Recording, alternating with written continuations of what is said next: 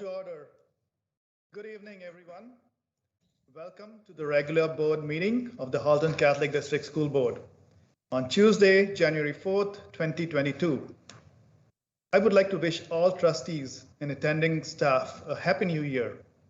To our parents and viewers online, a Happy New Year to you too. Please note that this meeting is being live streamed and will be posted on the board's YouTube channel. Please only use the chat box to type hand up only to be placed in the queue to be recognized. Please remember to turn on your microphone and camera when you are recognized to speak. Turn off your camera and mic otherwise. I will sometimes have to ask you to turn your cameras on if you forget. We have guests online tonight, and I would like to extend a very warm welcome to them. Moving on to the first order of business, land acknowledgement, opening prayer, national anthem, and oath of citizenship. I ask staff to please start us off with the land acknowledgement, and Trustee Masri Amar would lead us in the opening prayer after that.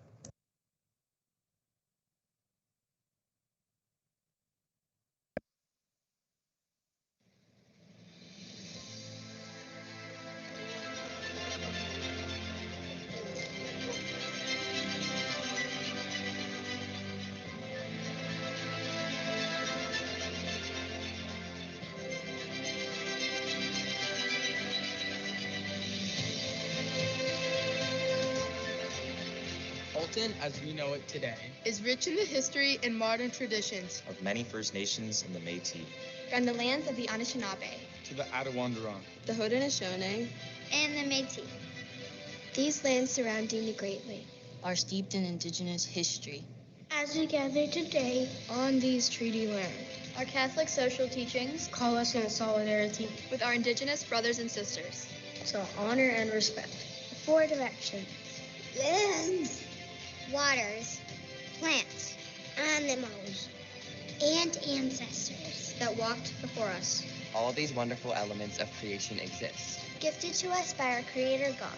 We acknowledge and thank the Mississaugas of the Credit First Nation for being stewards of this traditional territory.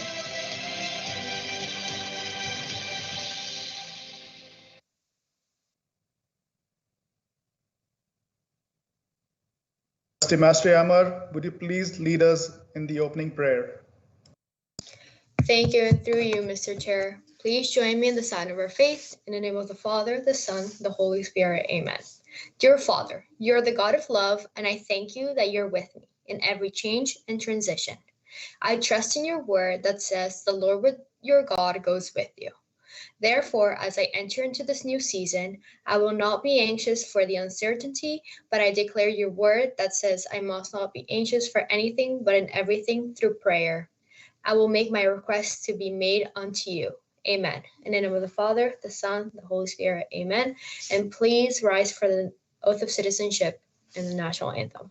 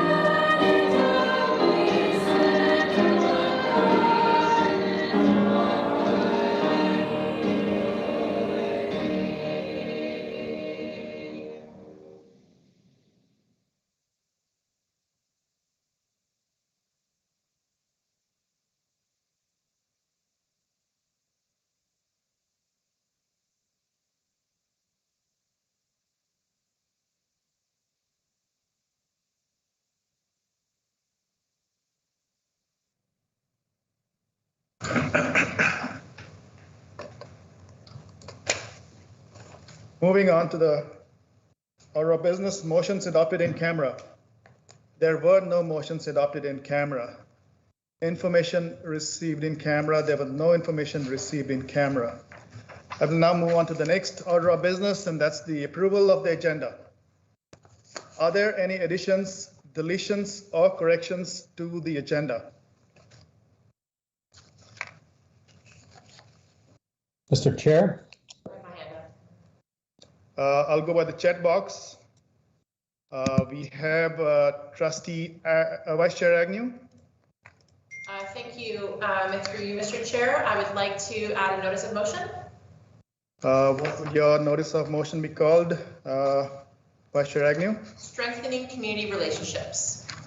Okay, it shall be added to information item 10.4. Thank you very much. Strengthening, I'm just making a note of that. Strengthening community relationships. Correct. Thank you, Vice Chair Agnew. I did hear, I have Trustee Carabella here. Trustee Carabella, do you have any additions?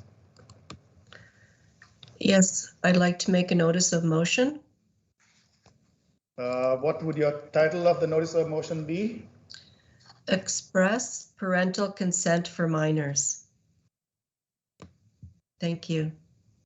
You're welcome. Parental consent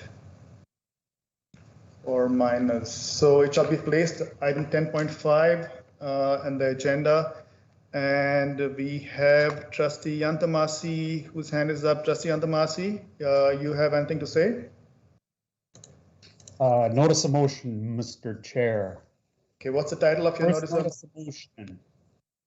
Report on executive compensation increases from 2018 to 2020. Let me get that. It's a long title. So it's not for you to judge, Mr. Chair. That's my motion. Next motion. Funny, Trustee Yantamasi. I need to get the whole title. I need to write it down. So what is the full title? Report on executive compensation of senior staff from 2018 to 2020.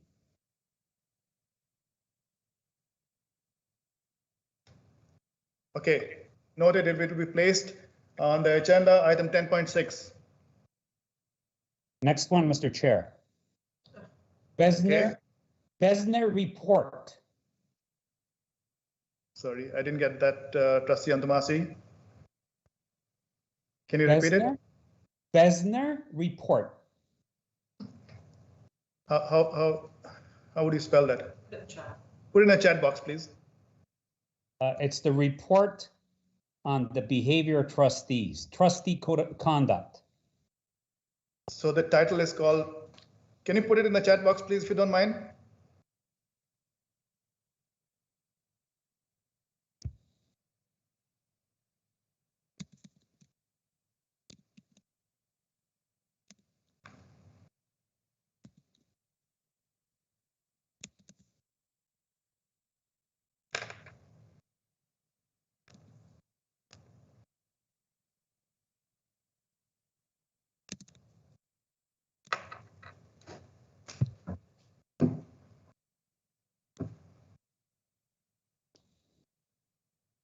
Okay, trustee code of conduct. Okay, I'll put that.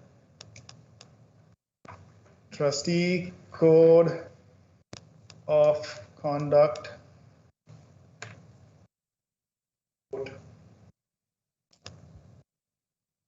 By ADR. Okay, Trustee Yantamasi, I got that. It shall be placed item 10.7. I have another two, Mr. Chair.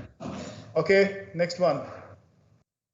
Secretary Director. Reviews of senior staff.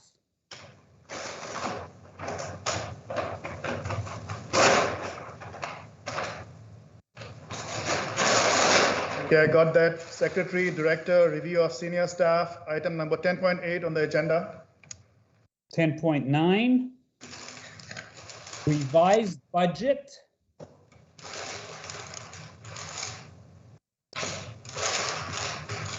Senior staff expense, salary expense. Can you repeat that? You broke off. Revised budget item. Senior staff salary expense report.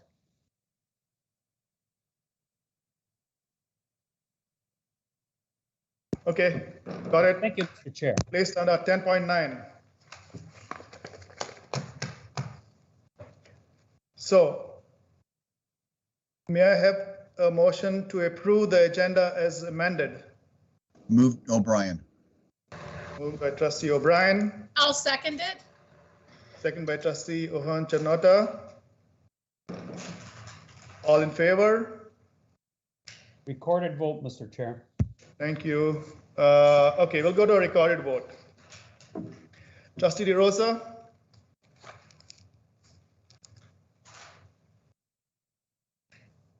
Abstain. Trustee Guzzo? In favor. Trustee Altmasi? In favor. Trustee Carabella? In favor. Trustee O'Brien? In favor. Trustee Ohan Chanota? In favor? Trustee Murphy?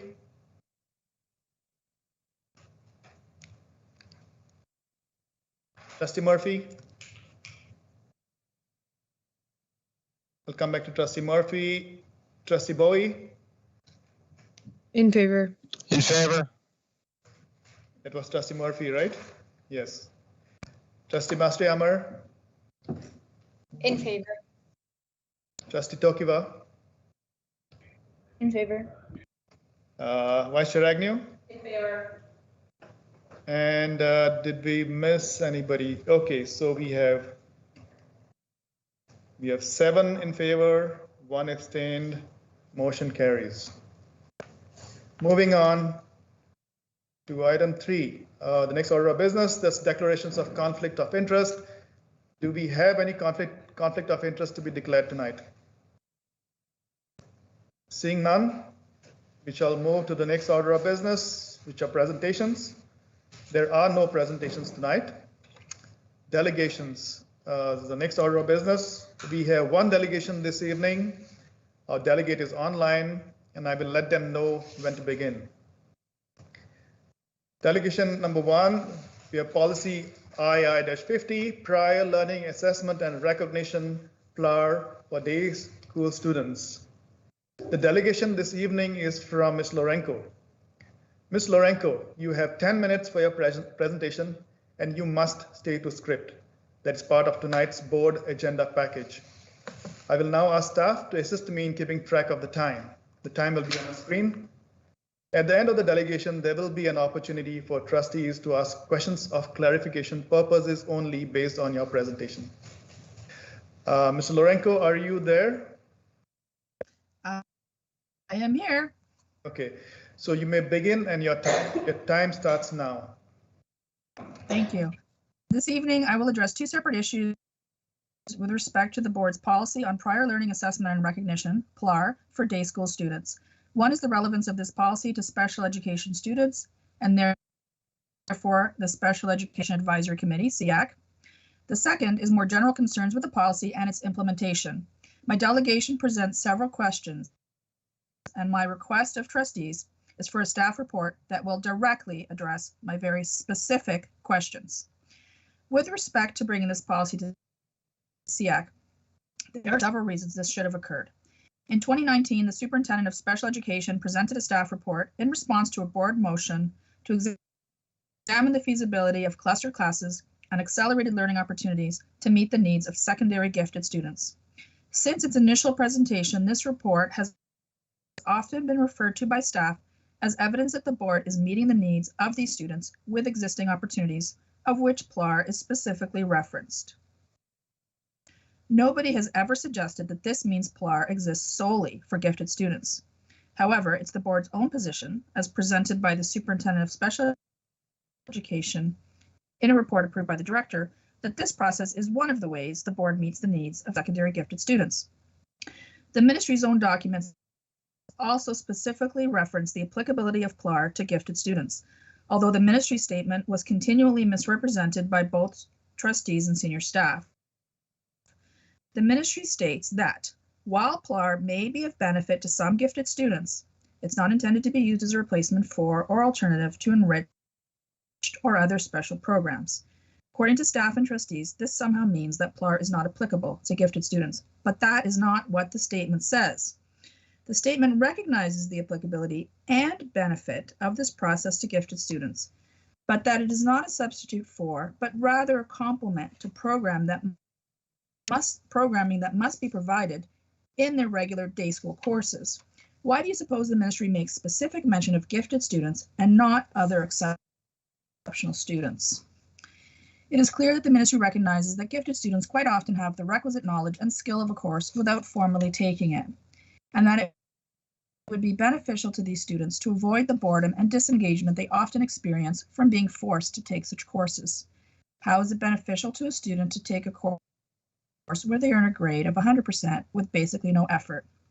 While this may also apply to other students, they are not part of special education and therefore not part of CX mandate, but gifted students are. CX mandate is to provide advice to the board on special education programs and services, but the board does not have any such programs or services for gifted secondary students. When convenient, the board references existing programs and processes such as advanced placement, AP, and PLAR as ways that they meet the needs of these students. But when we want to provide feedback on these in the context of gifted students, all of a sudden they are not special education programs and off the table for discussion. You can't have it both ways. If the PLAR process is one of the ways that the board meets the needs of these students, this policy should have come to SEAC. The response to have this policy come to SEAC raises a number of questions, which I would like answered. If the PLAR process is not one of the ways that the board meets the needs of gifted students, then why did the board make that claim? If the board's not utilizing existing programs and processes like AP and PLAR to meet the needs of secondary gifted students, what are the special education programs to meet the needs of these students? If SEAC should only review policies that are exclusively applicable to special education students, why was the Child Abuse and Protection of Students policy recently on the SEAC agenda? What would be the harm of the PLAR policy coming to SEAC for 10 to 15 minutes of discussion and feedback? With respect to special education students more generally, the ministry very clearly states that PLAR procedures must also be available to accessible students. Assessment strategies must be adapted for this group in keeping with their special needs. However, HCDSB's PLAR policy makes no such reference to these requirements. Why does HCDSB's PLAR policy fail to specify the need to make appropriate accommodation for special education students?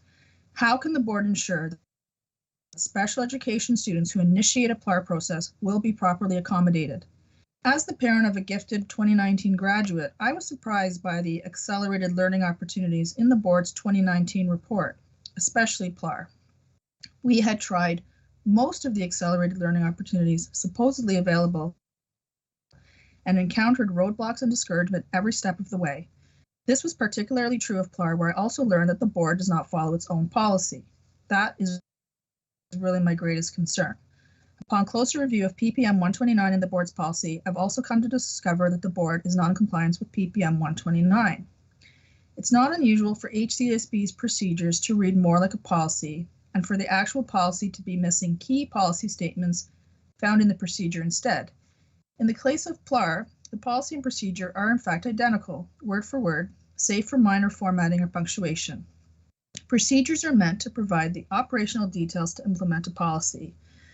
While there are various forms in a brochure that follow the 3 pages of the procedure, these are not referenced anywhere and really just make the process more confusing to the reader. Why has the board not made the effort to have a distinct procedure to operationalize a clear policy? The lack of effort to have a distinct policy and procedure or provide any real context to these additional documents underscores the board's lack of commitment to actually making this process accessible and successful for students, which is also validated by the lack of students completing this process, a total of 1 in the past year, and a board with over 13 1,000 secondary students. Some trustee questions at Policy Committee were dismissed as being related to equivalency credits and not PLAR. However, PPM 129, issued in 2001, 20 years ago, is quite clear that PLAR involves two components, the PLAR challenge process and the PLAR equivalency process, and that boards are responsible for developing policies and procedures for both. In fact, in the recent update to the HCDSB brochure, the board struck out the only reference to the equivalency process. Why does the board not include the equivalency process in its PLAR policy or any related documents? PPM 129 and the board's policy acknowledge that prior learning includes knowledge acquired in both formal and informal ways. However, this focus seems to be solely on formal learning. In fact, in recent changes to the PLAR brochure, the board has struck out examples of documents or evidence relevant to informal learning, specifically letters of recommendation for members of the community and proof of independent learning in a relevant area. These examples are also part of a list of potential evidence that is required per PPM 129 to be included in the board's application form, but among other required components is not. Why does the board not recognize informal learning in the PLAR process as required? Should the board assert that it does recognize informal learning, what examples can staff provide of PLAR challenges that were based on informal learning, and how many such challenges have actually been successful? Perhaps the biggest problem with this policy is that very few people actually even know about it, despite ministry requirements. PPM 129 requires a clear statement to be published in the school course calendar regarding both the PLAR challenge and equivalency process. The board's policy places the responsibility on secondary principals to ensure that students are aware of the PLAR challenge process only. On an informal survey of HCDSB secondary students, none of them have any idea what I'm talking about when I ask about PLAR or I describe the process. They're quite surprised to learn that something like this even exists. When my son attempted the process and I asked the principal why the information wasn't found in the student services office as required, I was told that the process was not very popular and that also that successful challenges were exceptionally rare. Talk about a self-fulfilling prophecy. When I asked the current principal where I could find the information, I was told again that the process was complex and rare and parents would be directed to student services. Upon further inquiry, I was directed through a non-intuitive series of clicks on the school website, which took me to the board's PLAR page. That page includes a broken ministry website link and an outdated copy of the brochure in which information is also cut off. But all of this assumes that parents or students know about PLAR in the first place, which they don't. And there's absolutely no evidence that there's any effort by the board to inform students or parents of these opportunities, contrary to the ministry's requirements and the board's own policy. I knew about PLAR because I pay attention to board and policy committee meetings. That's the only reason. And then our attempt to pursue a challenge was met with so much discouragement that my son lost all interest. The board's policy also places responsibilities on trustees for understanding and communication with members of the community about the PLAR policy. How are trustees meeting this requirement when they would not even support the policy being referred to SEAC? The board's policy places very specific responsibilities on trustees, the director, superintendents, and principals. What specific actions are each of these groups taking to meet their responsibilities under this policy and the requirements of PPM 129? A policy is only as good as its implementation and ongoing compliance. Words on a page or electronic document are meaningless if they are not put into action. In the case of the PLAR policy, HCDSB falls short of complying with its own policy as well as the ministry's requirements. What is the board going to do about it? Thank you, Ms. Lorenko, and you did perfect time. So now trustees may ask 2 questions, each for clarification purpose only. You have a total of 3 minutes, including responses for your clarification questions. Trustees, please get to your clarifications questions directly. You do not need to thank the delegation. Please leave that to the chair to thank the delegation. So you have 3 minutes, including responses. So now I will open up the floor for questions. We have a speakers list. We have Trustee O'Brien. Trustee O'Brien, you have the floor. Your 3 minutes starts now. Thank you, through Mr. Chair, to our presenter, Ms. Lorenko. Ms. Lorenko, in your delegation, you said that PPM 129 requires a clear statement to be published in the school course calendar regarding both the PLAR challenge process and the PLAR equivalency process. Your experience as a parent, did you find that it was clearly published?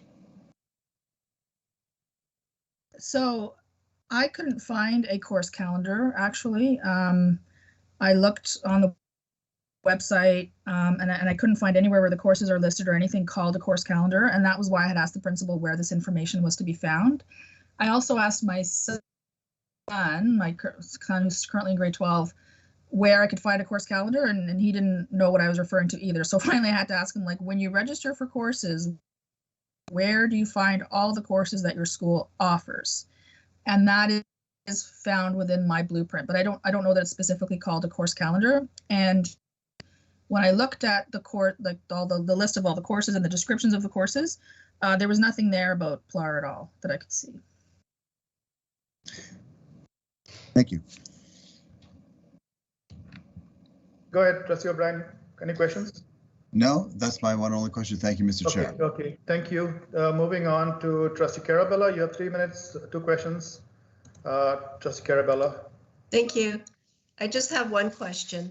Ms. Lourenco, you mentioned that we're actually missing an equivalency process. Can you explain to me what you understand as the equivalency process and what you would be expecting? Ms. Lourenco? Oh boy, that's a tough one. Sorry. Maybe okay. Maybe we need to explore that. So. Well, yeah, I'll answer it as best I can. It was discussed in the policy committee meeting. I remember conversations about it, but I remember it being explained as being distinct from PLAR. My understanding of equivalency process is if you've taken a course outside of Ontario, that would meet the same requirements, I guess, as the Ontario curriculum, that you would be granted an equivalency credit, which is very different from the challenge process, which you haven't taken a formal course, but you're able to demonstrate that you meet the requirements of the curriculum expectation. So that's kind of my understanding of it. But yeah, it's not explained in our policy, so I don't really have anywhere to reference that. But it is pretty clear in PPM 129 that boards are required to have policies for both types of PLAR challenges. And that was really the point that I was wanting to make clear. Thank you. Trustee Carabella, any more questions? No, thank you. Okay, thank you, Trustee Carabella. On the speakers list, we have only Trustee DeRosa. Trustee DeRosa, you have the floor. 2 questions, 3 minutes. Thank you, Mr. Chair, through you. Ms. Lourenco, thank you for the presentation. My question is a bit simplistic, but nonetheless, hope. What would be the downside of spending 15 minutes and returning this policy, or at least getting SEAC's input into it to make it more fulsome and more informed? Ms. Lourenco? I see absolutely no downside, and I certainly advocated for that, but there didn't appear to be trustee support. So I'm not sure if you would get it now or not, but I know it was voted on twice. So I guess I would put that question to trustees, and that is one of my questions that I've asked to have answered. Mr. Chair, may I have my second Sure, question? you have 3 minutes. Go ahead. What would be the upside, Ms. Lourenco, to spend the 15 minutes? Ms. Lourenco? Yeah. Well, I guess it's only 15 minutes, and you never know what people might have to contribute that might be of value. I think I've had an experience with PLAR that I, have now addressed in my delegation, but could be addressed in SEAC. And I think once you have a group of people together and one person raises something and it gets another person thinking, and I think you can have very robust discussions as a result. So that would be the benefit. And again, the fact that it's been sort of referenced as something that is used to meet the needs of gifted students, I think that makes it something that should come to SEAC. I don't know if that answers the question, but yeah, it does. Thank you very much, Ms. Lourenco. I'm done. Thank you, Trustee. Good. Thank you, Trustee DeRosa. Good. Moving on down the speakers list, we have Trustee Guzzo. Trustee Guzzo, are you there? Hi, thank you. Thank you through you, Mr. Chair. Thank you, Ms. Lourenco, for your presentation. Just out of curiosity, you're the vice chair of SEAC, and I do sit on that committee. Was the policy not shared around and given for everybody to give an input if they wanted? Trustee Guzzo, is it specific to the presentation? I just want to make sure. It is. It's okay. Well, it goes along the same question, Mr. Chair, as the person before me. So go ahead, Ms. Lorenko. So I'm actually not really sure how that's a clarifying question, because my point is that it should have come to SEAC, to the committee, as an item on the agenda for discussion at a meeting.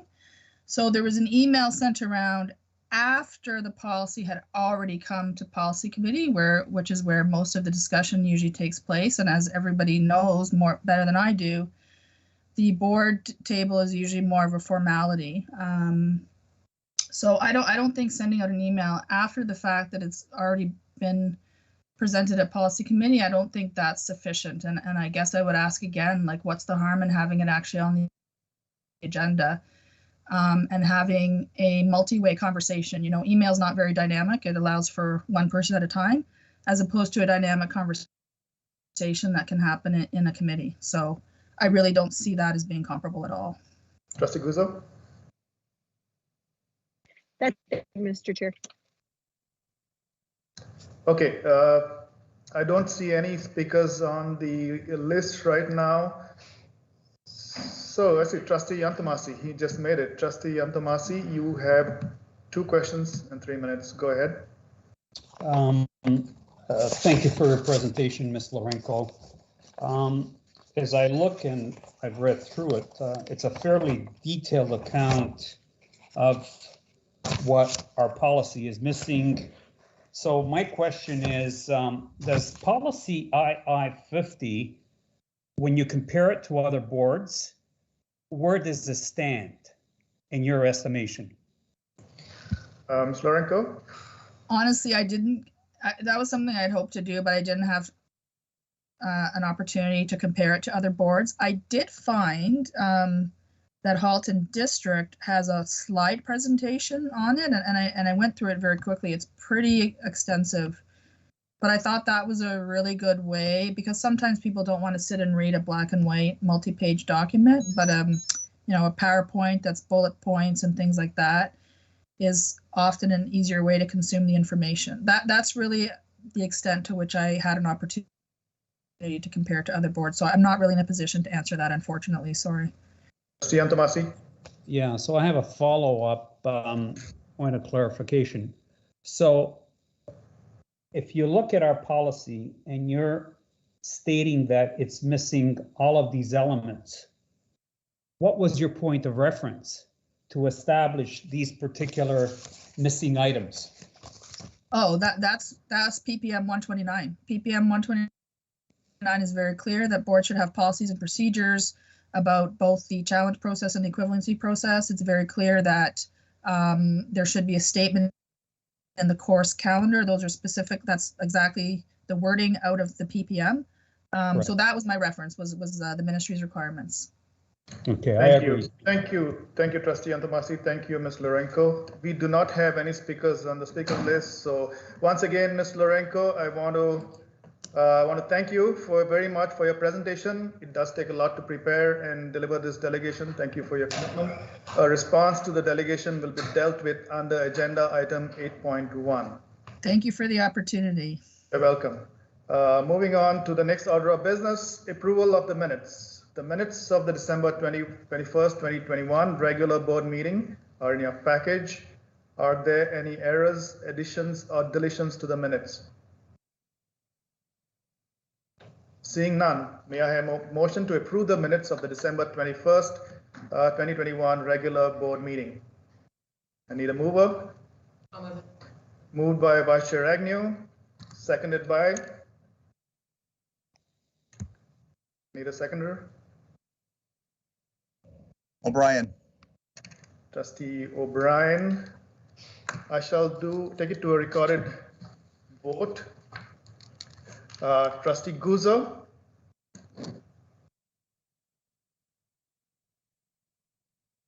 Trustee Guzzo. Come back to Trustee Guzzo. In favor. Okay. Trustee Yantamasi. Against, Mr. Chair. Trustee Carabella. Opposed. Trustee O'Brien. In favor. Trustee Uvanchanota.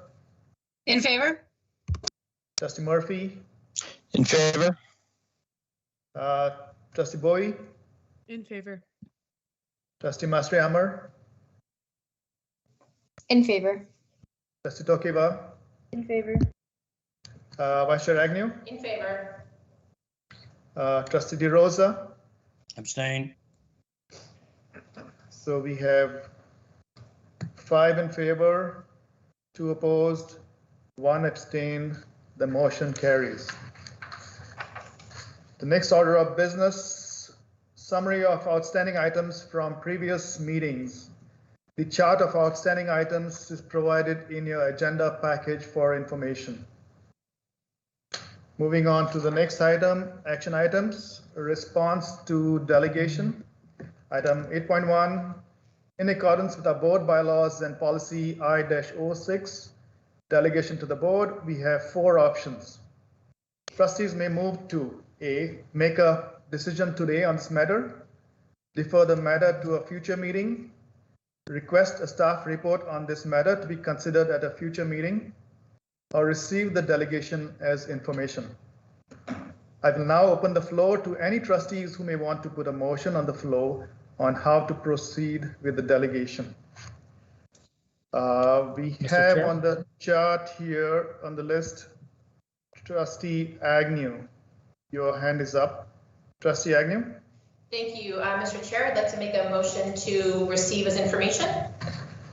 Trustee Agnew puts a motion to receive as information. We need a seconder for that. Do we have a seconder? I'll second. Trustee Guzzo. So Trustee Guzzo seconds. So we have the motion put forth to receive as information. Vice Chair Agnew and Trustee Guzzo seconds it. I shall now open up the floor for discussion. Do we have any discussion on this matter?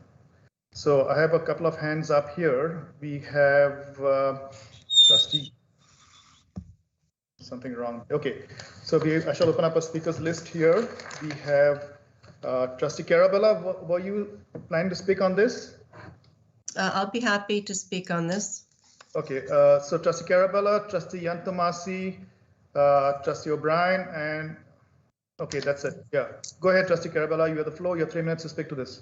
Thank you so much, Mr. Chair. Hold on, let me get my video on. Whoops. Oh, yeah, okay. So I would recommend not to vote to receive as information, but I was also going to propose a motion. I'd like to just say it if others know what would be coming after, if they vote against. I would move that we ask for a staff report for the next regular board meeting that answers the question in Ms. Lourenco's delegation. I have been a witness to her tireless advocacy for gifted students at SEAC and at our board, and as well as other students of special needs. And I think she should have her questions answered. So that's what I would propose. If you vote this down, I would propose that as another motion. Thank you. Thank you, Trustee Carabella. We have on the speakers list Trustee Yantomasi. Are you there, Trustee Yantomasi?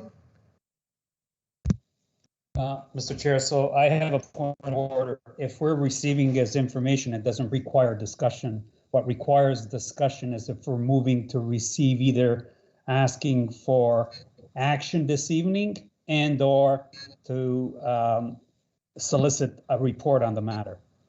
So I'm not sure how you wish to proceed, but it would seem to me that the only motion on the table right now to discuss is the first one that was put forward by Trustee Agnew, which you can take to a vote, after which we move to Trustee Carabella's motion to retrieve a report from staff. Thank you, Trustee Yantomasi. This is a motion which is put forth by Vice Chair Agnew and seconded. So we have a discussion. Trustee Carabella spoke to it. You put a point of order, which is not not in order. I rule that it's not in order, and so we shall continue with Trustee O'Brien. Trustee O'Brien, you have the floor. Thank you, through you, Mr. Chair, and thank you, Trustee Agnew, for putting this motion forward. And I could see why you would want to do that. I mean, this is packed with information, good information that we can all digest. And I think I would have voted for your motion, except that there is something in the delegation that did catch my eye. And actually, it was not the SEAC piece. It was the piece on equivalency. And I have the PPM in front of me because I did go through it, and it does say the PLAR process involves two components, challenge and equivalency. And then it goes on to say all boards are responsible for developing and implementing PLAR policies and procedures that are consistent with provincial policy. So through you, Mr. Chair, I'd like to ask Director Daly a question. Since our present PLAR policy does not even have the word equivalency in it, are there any policies that we have that do deal with equivalency? Through you, Mr. Chair, to Director Daly. Thank you, Trustee O'Brien. Is Superintendent Dell sort of an expert in this, or would you like to answer, Director Daly? I can try and answer. Okay, Director Daly. If I'm an expert, maybe I'll answer this way, that we do equivalency process at the secondary level all the time for students. We often have students come to our schools from out of the province or out of the country. When they do apply to our schools, we look at their current report cards and what credits they've attained in their home province, home country, and then we grant equivalency credits so that we can place them appropriately in our secondary schools. Trustee O'Brien, do you have a follow-up? I do, Mr. Chair, and it's actually that a question, and I'm glad that we do that. That does make me feel covered. However, since this isn't a PPM and it does say that equivalency must be covered in a policy, I'm just wondering if our board is covered.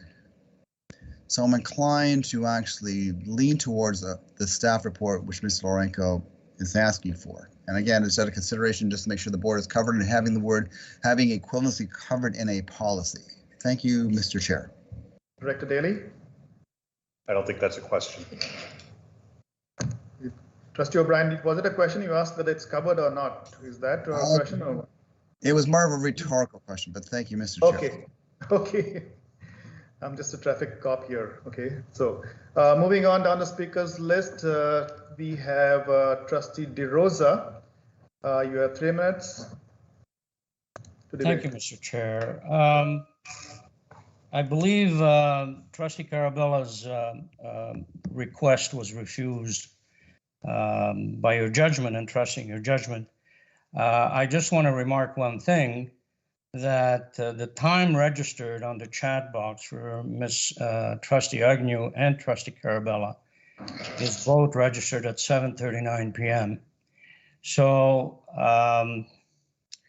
and I understand that you've given Trustee Agnew the voice first and the opportunity to present her motion. I want to remark that 7:39, they chimed in both at the same time. What criteria did you use, Mr. Chair, to assign the speaking order between Trustee Carabella and Trustee Agnew? And accepting your point, for 1 minute, I would request that at least Trustee Carabella's point of order be recognized. As a compromising position, although the question still remains, on what basis did Trustee Agnew get precedence over Trustee Carabella? Thank you. Okay, I'll give you that. Can you pause? So, Trustee DeRosa, we have the chat box on the side. We have the, everybody can see that the names get populated when you type in the chat box. That although you see the time as 7:30 or 7:42, the way the hardware and the computer works is that it takes not only the seconds that you see there, it takes the milliseconds and microseconds, and then it places people in the order. So even though you see 7:39 or 7:39, two names at 7:39, it's the milliseconds and microseconds that follow that are sequenced. So my logic is simple. I go by what I see in the chat box. Thank you, Mr. Chair, and I can certainly accept that. I would ask you that you consider your refusal of the point of order in giving the benefit of the doubt so that we rely on making decisions that make sense. Trustee, as opposed to decisions that are driven by technology. So I'm just asking for a bit of lenience and a reconsideration of Trustee Carabella's point of order on that basis. It's your judgment, Mr. Chair. Thank you, Trustee DeRosa. You still have a minute and a half to continue debate. Thank you for recognizing that, but I think I've said what I've had to say. Okay, I think, and if you err on the side of fairness and flexibility and not be driven strictly by technology, I think it would be appropriate for you to reconsider your judgment on Trustee Carabella's point of order. Thank you, Mr. Chair. Thank you, Trustee DeRosa. You have used your time to talk on the item. Moving down the speakers list, we have Trustee Carabella back, but Trustee Guzzo, do you want to speak to anything, Trustee Guzzo, or was there a comment there? Okay, so I'll go back to Trustee Carabella. Trustee Carabella, you have spoken to this 3 minutes. Do you have a question? I do. Thank you, Mr. Chair. And perhaps Trustee O'Brien has covered it a little bit, but I'm wondering if we accept this as information only, then how do we address the lack of compliance with PPM 129? Is your question to any specific superintendent or direct daily?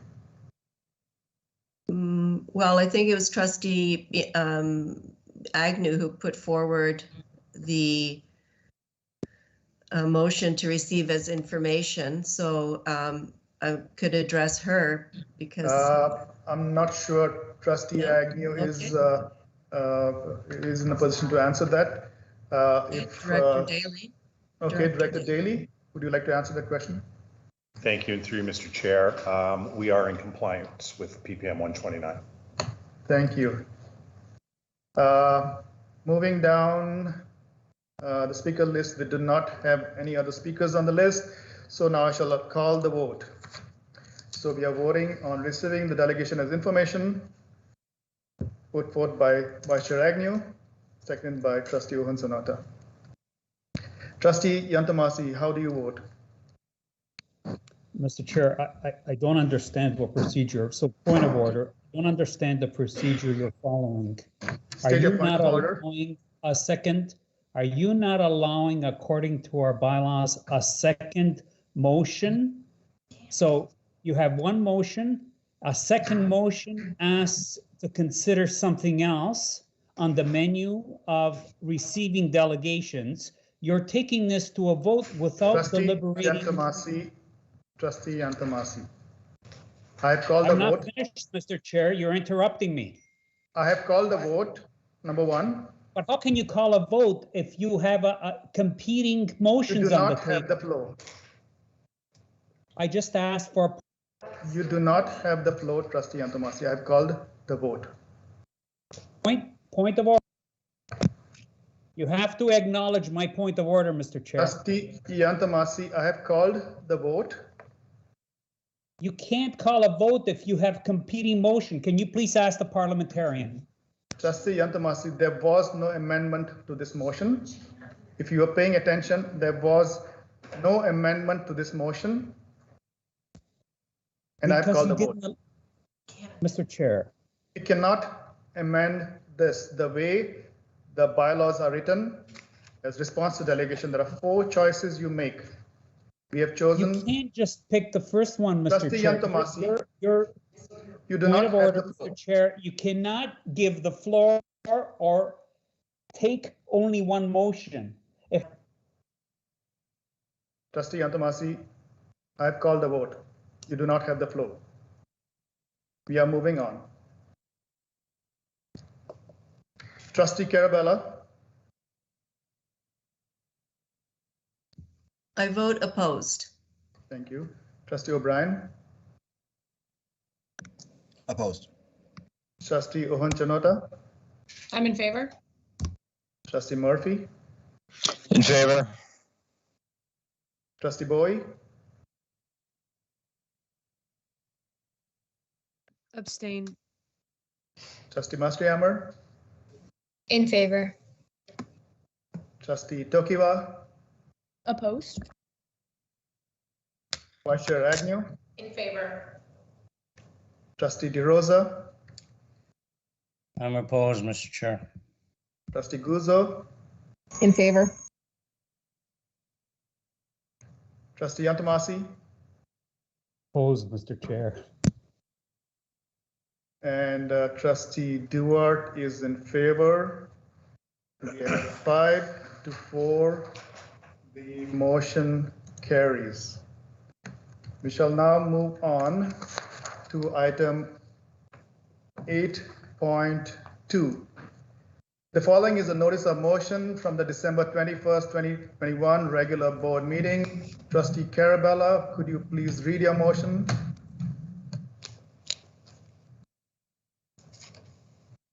Yes, Mr. Chair, just going to get it.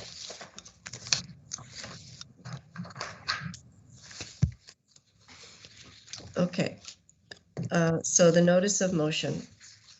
Whereas the Advanced Placement, AP, and International Baccalaureate, IB programs have been and continue to be exceptionally popular and successful programs in the Halton Catholic District School Board. And whereas the Halton Catholic District School Board acknowledges the importance of the future viability of these programs to continue to serve the needs of future generations of students. And whereas the Ministry of Education has indicated in the January 2021 Guide to De-Streaming for Board Leaders that, quote, while boards have the autonomy to offer specialty programs, example, art schools, STEM programs, international baccalaureate, advanced placement, etc., consideration should be given to the ways in which these programs may inadvertently contribute to streaming by excluding students on the basis of geographical location, disability, or other special education needs, language needs, and rigorous time-consuming application processes, among other factors. Therefore, be it resolved that a staff report be prepared for the first board meeting in February 2022 that A, outlines our current delivery of the AP and IB program, also with consideration to pre-IB and pre-AP courses. B, suggest ways of increasing awareness of the programs. And C, reviews any potential barriers to equitable access to the AP and IB programs and makes recommendations to remove the same. Thank you, Trustee. Thank you, Trustee Carabella. You have 5 minutes to open. Sorry, oh, we need a seconder. Seconder? We need a second here. I'll second it. I'll second. Okay, so I heard Trustee Johan Zanata as a seconder. Yes, sir. Yep. Thank you. So Trustee Carabella, you have the floor to open discussions, and you have 5 minutes. Give us a second. Give us a second. Okay, your time starts now. Okay. So I've asked for a report on the AP and IB program as it is currently offered at HCDSB. These programs are in demand and are successful and are drawing students into our schools, and we want to ensure these programs remain viable going forward in the future. It will be good to get a report to just understand where there may be some equity gaps in these programs and how these can be remedied so that all students that can benefit from these programs would have access to them in the future. So for that, we also need to know the lay of the land, the map of those programs as they stand right now. And it would be good to know how students are currently made aware of these programs and the application processes for these programs at the different programs in the different high schools. This information will help to ensure that there is equity in all students hearing about these programs and considering them and being able to apply for them. I think the report will bring to light if there are any barriers to access these programs and how to best remedy them. I would like to hear suggestions from the staff. And so I hope that you can support this motion that is part of our achieving pillar at HCDSB. Thank you, Trustee Carabella. I will now open up the floor for discussion. I have on the speakers list Vice Chair, I think it's Trustee DeRosa. Trustee DeRosa, was your hand up for this? No, Mr. Chair. Okay. Thank you. Okay. Vice Chair Agnew? Thank you, and through you, Mr. Chair. Just a couple, I've got, well, two questions, so I'll go with my first one. So the first question I have, and I'm not sure what staff can answer, but I'm wondering if we could have sort of an indication at this point of the point B here, which suggests ways of increasing awareness of the programs. How are we currently communicating these programs and everything that goes along with it as far as requirements and et cetera, et cetera? Could you please give me an indication of how we're currently doing that right now? So I'm going to call on Superintendent Cordero. Superintendent Cordero? Thank you, Trustee Agnew, and through you, Mr. Chair. Excellent question.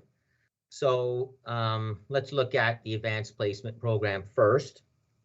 There are communications made at the grade 8 presentations held annually to families of both the public and Catholic school system or elementary schools in the communities where the AP program is available. Each of the 4 municipalities offers a high school with an AP program. So Christ the King in Georgetown, Bishop Redding in Milton, Assumption in Burlington, and Holy Trinity in Oakville. There are communications that are made to each of the schools, even outside the family of schools of those 4 high schools, that are made between school administrators through the communications, strategic communications office, through public publications or local publications, the newspaper, Facebook blasts, and so forth.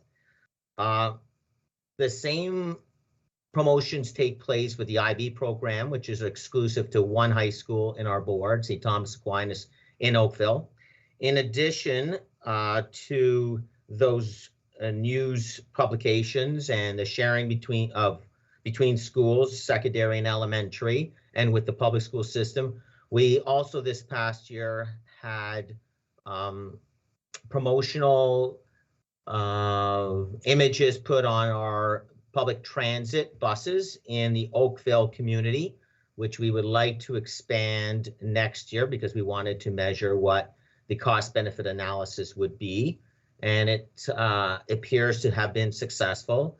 I can share with you some early numbers leading into next year if there's an interest to learn about that now, or I could share that if a report is requested. Thank you. Vice Chair Agnew, do you have a follow-up question? I do, yeah, thank you. Through you, Mr. Chair, and thank you, Superintendent Cordero. And I know that we have had reports come previously to our board with respect to AP and IB when we've looked at expansion opportunities and such. And so I'm just being cognizant that, you know, I'm fully supportive of this, but I'm being cognizant that we're not duplicating our efforts or bringing back redundant information.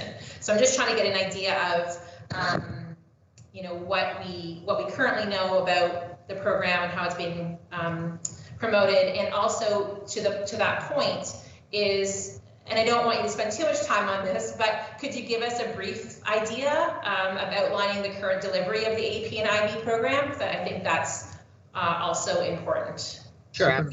Superintendent Cordero, go ahead. Yeah, absolutely. Through you, Mr. Chair. So I'll take one example of an AP school. Okay, so we have Bishop Redding in Milton. Last year, we had 129 grade 9s enter the program. This year, we have 165 participating. So that's an increase of about 40 students. And that's about, if you look at the percentages, in the mid to high 30s in terms of increase.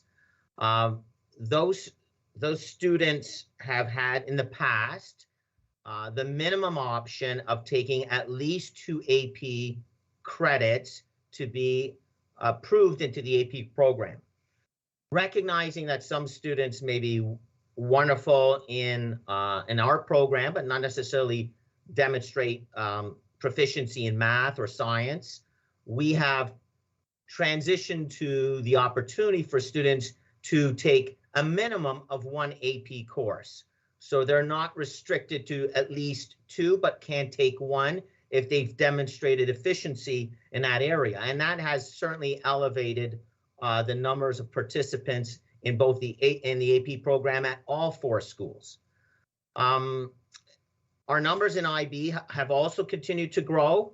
2 years ago, we had 71 students entering grade 9 in the IB program. Last year, we had 100. Already this year, we have close to 180 applicants. Just to give you context, generally, you're looking at about, so for example, last year we had 135 or so applicants, and there were single digits numbers of students who weren't accepted into the program.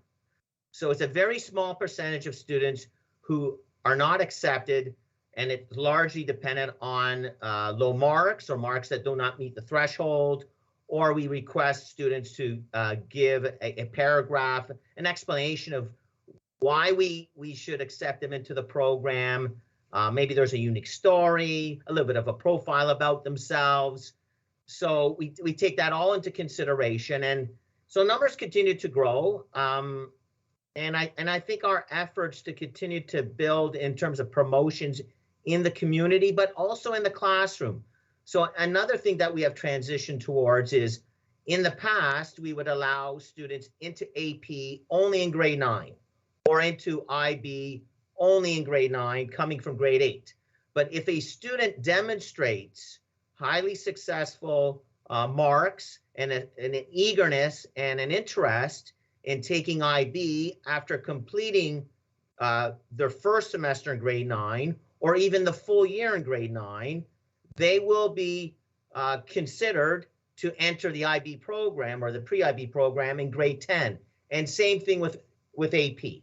So we're opening up the doors as much as we can to students who sometimes don't even recognize their own talents, who may lack the confidence to want to get into AP or IB, and we're encouraging them in our classroom conversations amongst teachers and fellow students to take that leap of faith in themselves that they're very capable and joining the AP and IB programs in grade 10 as opposed to only in grade 9. Thank you. Sounds like you're doing some excellent work, and just judging by the numbers that are increasing. So thank you very much for the responses, Superintendent Cordero. Thank you, Superintendent Cordero. On the speakers list, we have Trustee Boyd, Trustee Guzzo, Trustee Antomasi, Trustee DeRosa, and Trustee Masri Ammer. I'm assuming these are all questions. If we are debating, let me know. Trustee Boyd, you have the floor for your question. Are you asking questions or is it a debate? Yes, I did have a question specifically. Okay, go ahead. So in terms of the motion as presented by Trustee Carabella, I think what I'm most interested is in point C there. Excuse me, reviewing potential barriers to equitable access to these programs. So what I'm specifically looking for is a question from potentially senior staff is to, are there any barriers that we've previously seen in regards to this arena that staff have been cognizant of or who have been made aware of? And is there anything potentially that we might predict to see coming out of this report? I see Superintendent Cordero with his hand up there. Superintendent Cordero? Yes, and thank you for the question, Trustee Bowie, and through you, Mr. Chair. I'll give one example. So in our Previous to the commencement of the AP program at Christ the King in Georgetown, we had 3 designated AP schools. Amongst those 3 AP designated schools, we had one school, Bishop Redding, that required an entrance test, and that test to get into the AP program. And that entrance test specifically targeted the students' demonstration of abilities in numeracy and literacy. So in other words, in English language skills and mathematics. We have since removed that entrance exam, one, because it was the only school of the 3, and it was a school that has far greater diversity and much higher numbers of minority students identified in the Ontario Human Rights Code. And we have found that enrollment in that AP program has grown significantly. So I'll give you a couple of numbers. So this was the first year of the removal of that test was the current year, this past fall, 2021. We increased our enrollment in grade 9 from 127 to 165. And overall in the school of approximately 2,280 students, 2,285 students, give or take, we now have 583 active AP students at Bishop Redding compared to the previous year's 509. So that's an increase overall of 72 students, and that extends beyond the grade 9 cohort. Cordero, Trustee Boyd, do we have a follow-up? No, that answered my question. Thank you. Okay, Very thank you. well. Moving down the speakers list, we have Trustee Yantamasi. Trustee Yantamasi, are you there? I am here, Mr. Chair.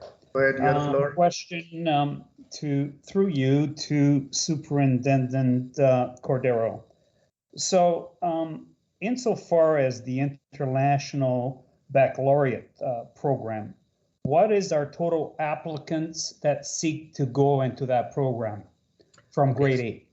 So this past year, and to start in the grade 9 program this past year, we had about 135 applicants. We accepted about, I think there were 4 or 5 that we did not accept. But of the 120, 121 that were accepted, there were about 20 that decided to go instead to an AP program at one of our other schools, or decided, you know what, it's not quite for me. I want to join my peers and go to my home school. Or I think there were 4 or 5 who decided that they would go to another program in a coterminous board. So though we had we had 135 applicants or so, and we accepted about 130 students, we only had about 101 students accept our invitation and enroll at St. Thomas Aquinas. But again, that number of about 20 made a decision, or 25 made a decision, either to remain at their home school or choose another option. Thank you, Superintendent Cordero. Yes, Trustee Yantamasi, a follow-up question. Thank you. You're so kind, Mr. Chair. So my follow-up question is, out of the 135 students, how many would come from either foreign students and or students that English is a second language? Superintendent Cordero. Okay, I thank you, Mr. Chair, or thank you, Mr. Trustee Yantamasi, and through you, Mr. Chair. I'm not quite sure what you mean by foreign students. If you're talking about international students, generally. Yes, my apologies. So international students and or students whose English is a second language. Okay. So not being able to collect or not having demographic data to rely on, I can only go on anecdotal evidence. So we do have a number of students who English is not the first language, or who immigrated at an earlier age, either through the international students program or as newly arrived immigrants to Canada at some point in time, or in some instances might have had refugee status. I would say that number, and this is anecdotal, I would say that number is less than 10%. But the diversity of students, again, anecdotally, would be representative of the student body that we have in the school and across our system. I will go one step further in saying, and I have firsthand knowledge of this because I was the school principal at Bishop Reading for quite some time, and I was the administrator that first initiated the program at that school, the AP program. There is an overrepresentation of students of minority communities in the advanced placement program, enrolled in that program, particularly coming from the coterminous public school board. Mr. Chair, a point of clarification from Superintendent Cordero. So in Part C of this particular motion. Trustee Antamasi, can you repeat your question? Broke up there.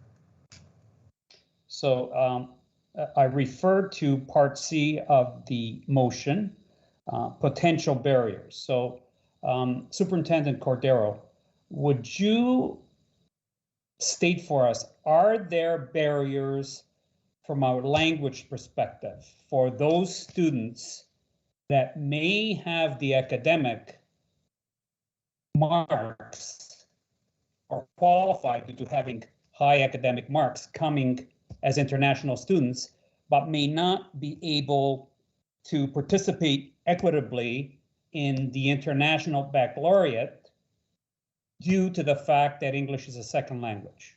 Superintendent Cordero, go ahead. Yeah, thank you, Trustee Antamasi, through you, Mr. Chair. Certainly there are challenges because the level of language arts, of the English language skills is quite rigorous, and it might be challenging for a student, an international student or a student who's newly arrived to Canada to achieve a level of the English language skills and the French language skills, because that's also an important component of the IB program. But for those students who have those challenges, we do have the advanced placement program, which is subject specific. So there are plenty of students who excel in math, excel in science, who maybe don't excel in English language skills or French language skills, which are required as part of the IB program. They're not required as part of the advanced placement program. And offering those opportunities to those students to excel through the advanced placement program and achieve post-secondary pathways in college, apprenticeship, and university have proven very fruitful for those students who might have had those challenges, particularly in the grade 9 and 10 years. Thank you, Superintendent Cordero. Moving down the speakers list, we have Trustee DeRosa and Trustee Mastriamer. Trustee DeRosa, you have the floor. Thank you, Mr. Chair. Superintendent Cordero, I think that the message we got regarding the AP is that it is extremely successful and very much in demand. And I think we're facing, correct me if I'm wrong, but it appears to me that we're facing the situation where we don't have enough capacity to meet that demand. Are we giving consideration as a first step to the expansion of the program, given that the demand is there and it's performing to the extent that you are describing it? Yeah, Shouldn't we be expanding this program, in other words? Thank you. Other locations?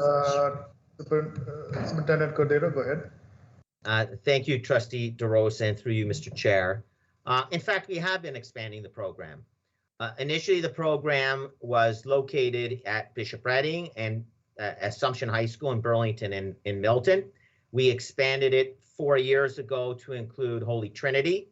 And then this past September, we began the program at Christ the King.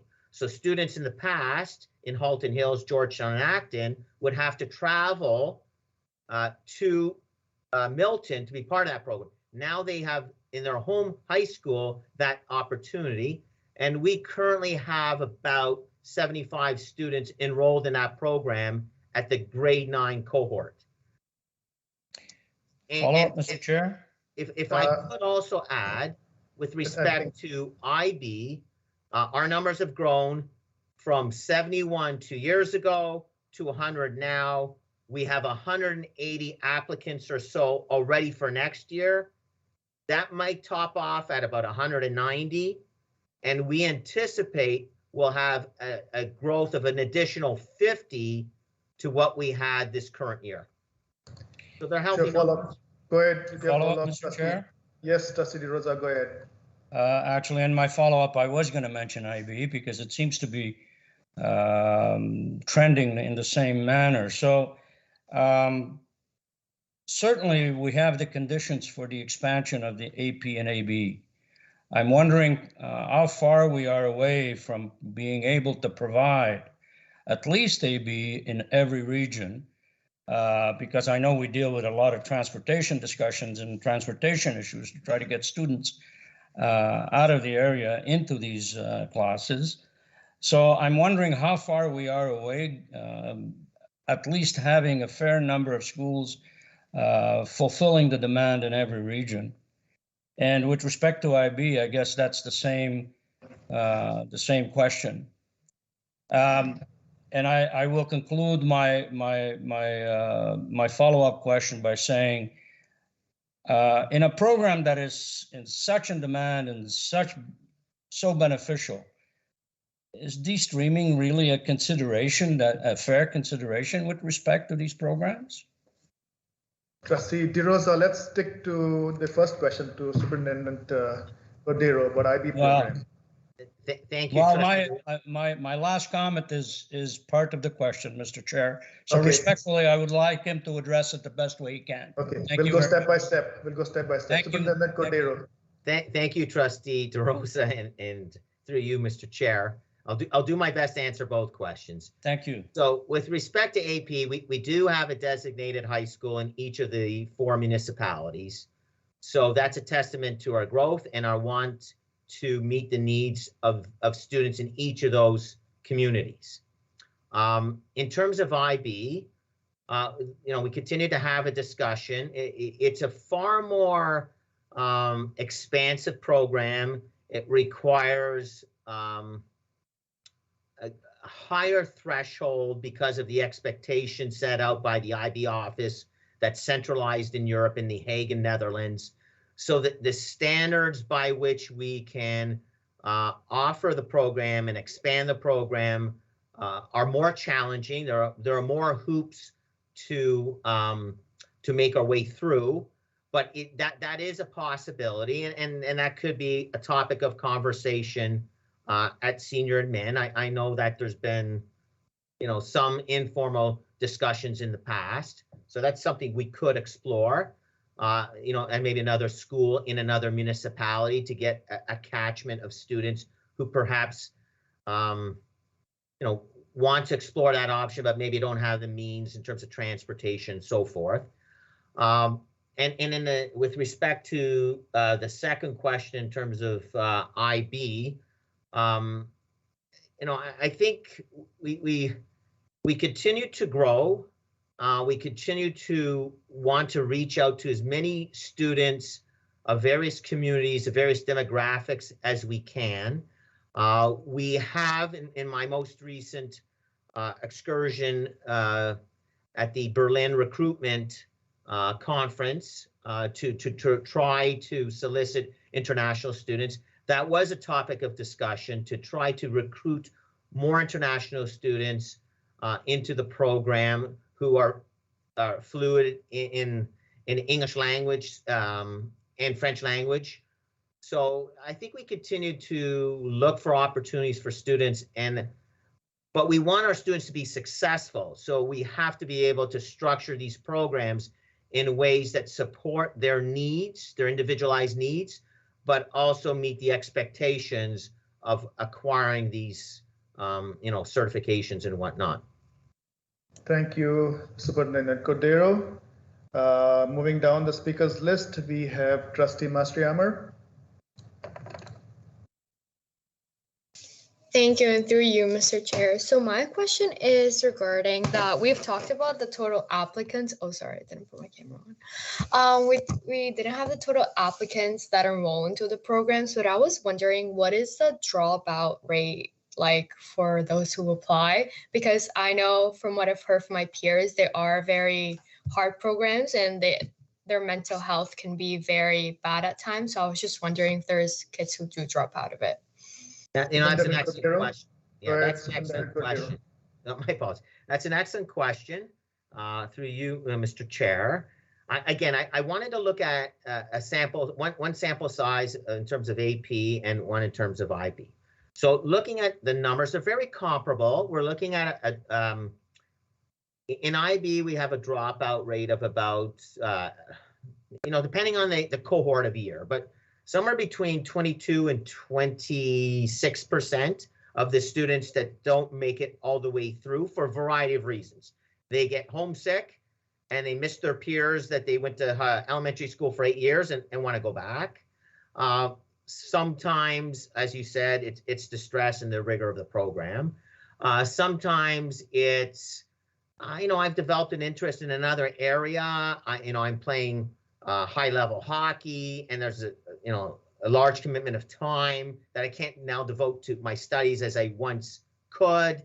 So, there are a variety of reasons towards students not continuing with the program from grade 9 to grade 10. So I wouldn't always look at it as they're not participating because they're not able to do it, but there are other factors involved. I'll give you one sample size in terms of the AP program. Again, I'll use Bishop Redding. We have currently the grade 9 cohort 165. Last year we had 127. The current cohort of grade 12s is 123, and the last year's cohort of grade 12s is 97. So it's about a 23% not continuation rate or no continuation rate, as opposed to dropout. Many of the students continue in advanced placement. They just may not continue taking 4 or 5 courses or 2 or 3 courses, but they might specialize in 1 or 2 that they've demonstrated to be very strong in, or they have a great interest in.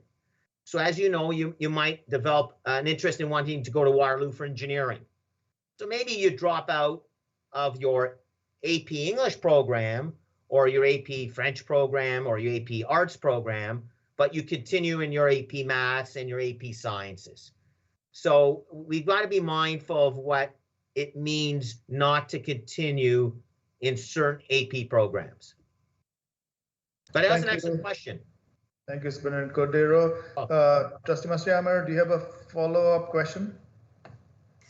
I do. Thank you, Mr. Chair. So my follow-up was regarding about the schools that don't have the AP program specifically, but because I go to one school that doesn't offer it, but I do know that we do have AP exams that we can take instead of not having to take in the program. So do you think that we should be promoting those more to those students who are able to take it? Absolutely. Cordero, go ahead. That's right. Good question. Through you, Mr. Chair. There's been a lot of questions, so I'm losing myself in the formality of it. But it's an excellent question. We've really tried to stress that the last couple of years, and even the previous year when I was in the principal's role. So you do have a number of schools in our system where students in grade 11 and grade 12, not just grade 12, who have chosen to write an AP exam at one of the AP schools. So, to give you an idea, we're looking at about 5 to 10% of the students who actually write the AP exams are students from non-AP schools. And we have, for example, I'll give you an example, Corpus Christi and Notre Dame. The AP coordinator, the vice principal at Assumption, has worked closely with the vice principals at each of those 2 schools and the teachers at each of those 2 schools who have students who have an interest in taking the AP exam to provide them supplementary resources and after-school programming to prepare for the AP exam so that they're not left unsupported if they want to participate in the writing of those exams. Thank you, Superintendent Cordero. We shall now move on down the speakers list. Trustee O'Brien. Trustee O'Brien, you have the floor. Thank you, and through you, Mr. Chair, to Superintendent Cordero. Superintendent Cordero, you've given us lots of information. I can see that because of you, the program has really grown. You have reached out a lot, and you're obviously in touch with the population that you're dealing with. So my question to you is, how good a representation do we have of the marginalized students? That is, those students that are marginalized usually. How well represented are the marginalized students in the AP and IB program? Okay. Superintendent Cordero, go ahead. And another excellent question, Trustee O'Brien, and through you, Mr. Chair. Again, because we don't have the data from the census, I can't speak to percentages and with accuracy. Okay. That's okay. Just an overall. But anecdotally, I can say that we are fairly represented in the IB program. If you look at the demographic of the school and the demographic of the board, understanding that there are more students of color and other racialized communities in Milton than there would necessarily be in Oakville or Burlington or Georgetown for that matter. At the AP schools, I would say there's probably an underrepresentation at Assumption and an underrepresentation at Christ the King in the AP programs. But then again, those are communities that probably have underrepresentation relative to the rest of the GTA. Whereas in Milton, there is an overrepresentation of students in the AP program. And again, anecdotally, I would suggest that it is because of the attractiveness of the program to those students of racialized backgrounds in the public school system who know of the reputation of the school and the success of the AP programs in our system. And I would say at Holy Trinity, there is a fairly representative population of student. And if it was to lean in any direction, it would probably be a little bit on the overrepresentation than the underrepresentation. Overrepresentation of black students? I wouldn't say necessarily black students, but students of color. Okay, and just to follow, Mr. Chair. Okay, now, sure, go ahead. Superintendent Cordero, you've spoken about students of color. My concern is with our Indigenous population, our Indigenous students. How well represented are they in the AP and IB program? Well, anecdotally, that's much tougher to be able to make a statement, and I think it would be unfair for me to make that statement. You know, but any kind of, I mean, you made a comments anecdotally about people of color. Just your experience, and just please be honest. In my experience, we would be underrepresented. Definitely in IB, less so in AP. But again, it would be anecdotal. Okay, underrepresented with Native, just to be clear. With families, with students of Indigenous First Nations, yes, Métis. Okay, and I'm wondering, Mr. Chair, if we need to reach out to these students. I mean, we do our push to involve our Indigenous people are there, and I'm wondering if a motion like this will help us do that. Possibly even if it means, well, I'm sure Superintendent Cordero could find creative ways to reach out and bring our Indigenous students into the AP and IB program. Could I try to answer that question? Sure. Trustee O'Brien, I'll put you back in the queue if that's a question. I have Trustee Guzzo, and then I'll come back to you. Okay. No worries. So Trustee Guzzo, you have the floor.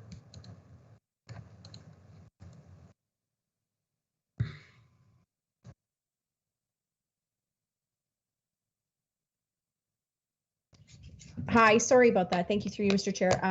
I'm glad you actually corrected yourself, Superintendent Cordero, because if we don't have data on something, I think it would be really hard to make anecdotal comments on what representation we have. And if that's something that we want to do, we are collecting that information and then we can speak to it specifically. And I'm assuming that with that census, that can be drawn with the upcoming AP/IB applicants that are coming up for September, not necessarily those that are currently enrolled. We'll have that demographics, but we won't have, but we will be able to have it before September. So I just caution on giving any type of anecdotal response in regards to our racialized or underrepresented groups. That's all, unless we actually have the data. Thank you, Trustee Guzzo. I'll go to Trustee DeRosa and then I'll go to Trustee O'Brien. Trustee DeRosa, you have a question? Yes, I do, Mr. Chair. I'm going to take the opportunity to come back and ask it maybe in a different way. With respect to AP and IB, and given the popularity that we have heard about tonight, does it insulate it or make it less vulnerable to de-streaming activities that may or may not come down the road? Superintendent Cordero? Thank you, Trustee DeRosa, and through you, Mr. Chair. As per the decision made by the board last fall, I believe, we have clustered our de-stream classes in AP and IB so that those students who are in the IB and AP program are working together in the very same classes.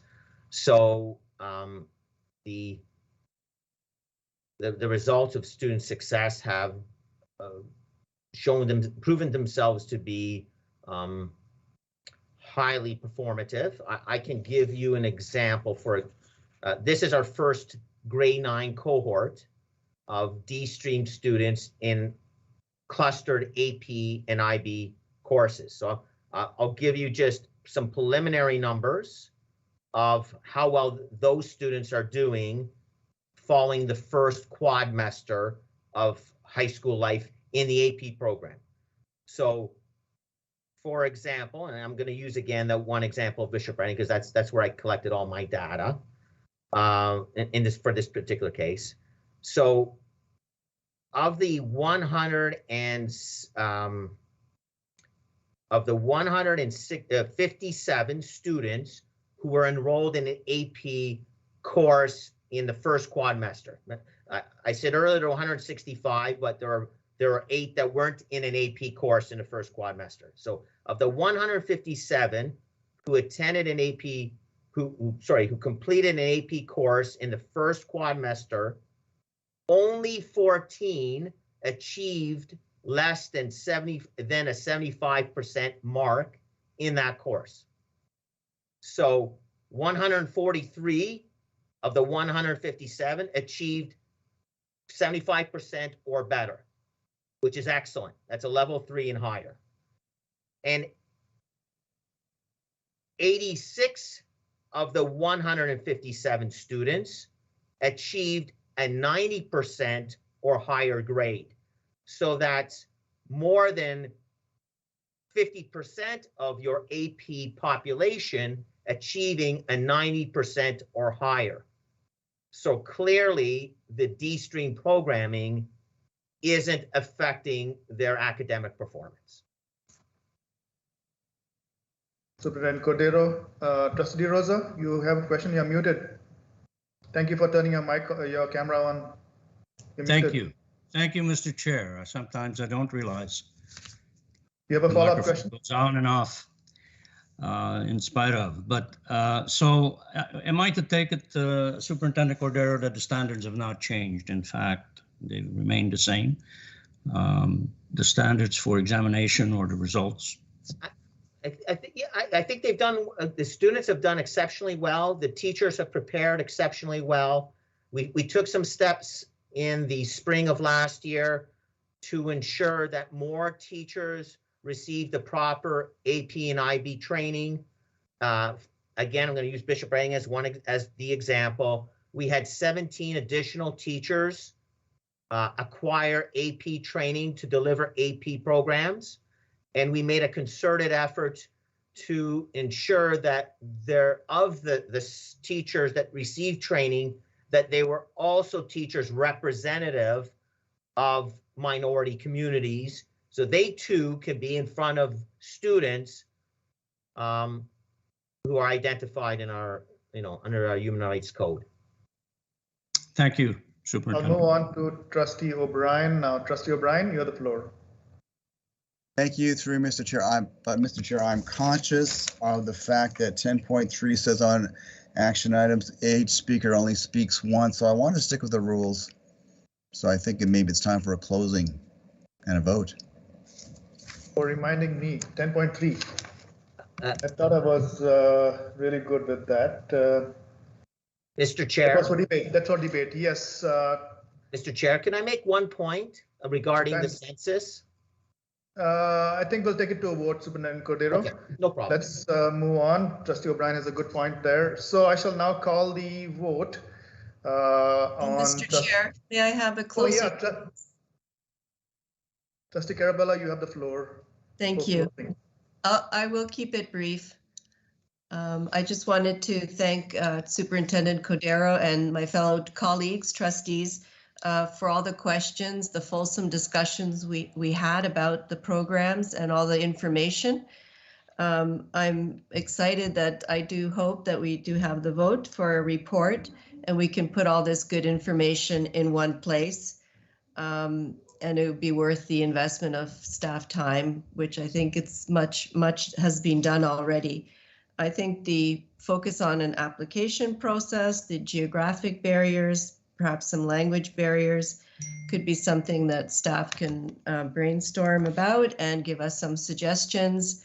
I'm excited about how Superintendent Cordero mentioned about opening the door and about opening the door to all our students for these programs. And so I do hope that we vote in favor. Thank you so much. Thank you, Trustee Carabella. I will now call the vote. Before that, Trustee O'Brien made a good point. The 3-minute limit applies. Speaking once applies to debate. Questions, we allowed questions, but that's okay. So moving on to the vote. Trustee Carabella, how do you vote? I'm in favor. Thank you. Trustee O'Brien? I'm in favor. Trustee Ohanchanota? I'm in favor. Trustee Murphy? In favor. Trustee Tokiwa? In favor. Trustee Mastrihammer? In favor. Trustee Bowie? In favor. Vice Chair Agnew? In favor. Trustee DeRosa? In favor. Trustee Guzzo? In favor. Trustee Yantamasi? Favor. So we have 8 in favor, no opposed and no abstain. Motion carries. We shall now move on to item 8.3, non-union job evaluation. The following is the notice of motion from December 21st, 2021, regular board meeting. Trustee Yantamasi, please read the motion. Thank you, through you, Mr. Chair. Before we begin, this is an in-camera matter which I'm bringing out of camera. Can you now please rule whether it's acceptable for me to bring this matter to the public forum? Trustee Yantamasi, you have to first move it and second it, and then we'll decide on that. Well, Mr. Chair. Because you have the option to withdraw it. If I move it and second it, then it goes to discussion. So if you rule in advance, then we don't move it, and then it doesn't become part of the board's business. So Trustee Yantamasi, you have an option to withdraw this and then put it as a notice of motion. I am not withdrawing, Mr. Chair. Okay, then we have to It's an in-camera item. You do realize it's an in-camera item. Yet Are you reading the motion or am I reading the motion? No, you're reading the motion. It's your motion. Thank you, Mr. Chair. Be it resolved that the chair of the board ensure that the secretary of the board and director of education post the retroactive salary increases approved by the Board of Trustees on the HCDSB website effective immediately. Be it further resolved that the in-camera minutes of the December 21st, 2021 note the manner in which the salary approval took place. Be it further resolved that the Ministry of Education be notified these retroactive increases, that the ministry's response be disseminated to trustees. I move it. Okay, Trustee Antomasi has moved the Point of privilege, Mr. Chair. Point of privilege, Mr. Chair. Trustee O'Brien, we first have to have a seconder, then I'll entertain your point of privilege. Okay. Trustee, do we have a seconder for this? Mr. Chair, I'll put it on the table for discussion. Yes. Carabella? Sorry, Trustee DeRosa, I'm asking for a seconder. I have Trustee Carabella. Okay, it doesn't matter. Now I will entertain Trustee O'Brien's point of privilege. Trustee O'Brien, what's your point of privilege? Thank you, Mr. Chair. Mr. Chair, these three, be it resolved, although related, they are very different as well. So I wonder if we could vote on them separately and debate them separately. Because I feel, just my point, and it's only my opinion, Mr. Chair, I feel they're different enough that the discussion would be more focused if we did them one at a time. Just my opinion. Question of privilege. So this is not a point of privilege. Oh, this is a request which you have, and we could probably do that. I have a question of privilege, Mr. Chair. Vice Chair Agnew, you have a question of privilege. Can you state your question of privilege? Yeah, absolutely. So my question of privilege or my point of privilege would be that I would ask that we go in camera for this item. Okay, Trustee Vice Chair Agnew has asked that we go in camera. Is it because it's an in-camera item? That's correct. It's an in-camera item, and then I would move that we take this item in camera. Okay, give me a second. Mr. Chair? I have to rule on this, so I'll just hold all questions for a second. I'm looking at the bylaws. Bylaw 9.8 talks about segregation matters of in-camera session. The agenda shall segregate matters to be considered in a private session, and this is an in-camera item. I'll need a seconder for your motion is in order. I object. And Trustee O'Brien, Trustee Antomasi, you do not have the floor. It's a point of order, Mr. Chair. You don't have. I'm ruling on a point of privilege. I need a seconder. Is he correct, Mr. Chair? My point of order is that the point of privilege does not apply. Not have the floor. So, Mr. Chair. Vice Chair Agnew has raised a question of privilege, which is in order. I'm going to ask for a seconder. I'll second it. O'Hearn Charnota. Trustee O'Hearn Charnota has asked for a seconder. He's the seconder. I shall now take it to a recorded vote, and we shall move in camera. Can we discuss this point of order? Can we discuss there is no discussion for point of order and point of privilege, Trustee Carabella.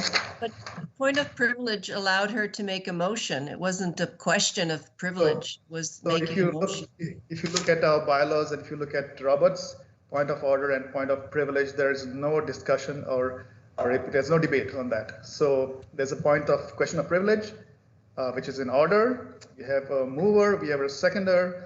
I'll take it to a recorded vote. And if Mr. required, Chair, that is incorrect. Sorry, I will not have any interruption. A point of order. A point of order. Trustee To the point of privilege. Can you please ask the parliamentarian to? So I'll take it to a recorded vote. Point of privilege? Is the parliamentarian there? The parliamentarian is there. I'm pretty confident of my decision. I'm Could I I'm in ask the the parliamentarian? trustee trustee Carabella. We are in the middle of a vote right now. We shall take the vote.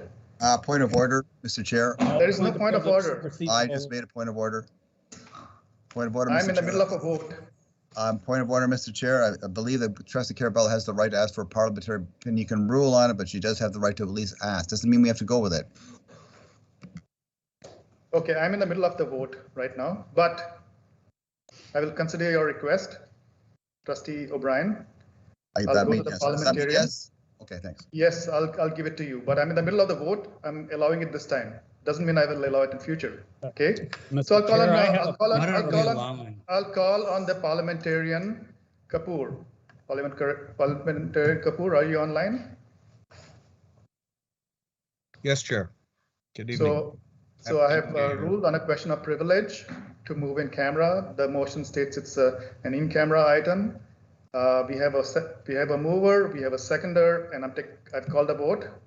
Normally, I would not allow discussion, but on special request from Trustee O'Brien, I'm asking you to state your opinion to me. In my opinion, Chair, the question of privilege is allowing the motion to move in camera. The motion to move in camera now has the status of a main motion. I'm trying to see if it's an incidental motion.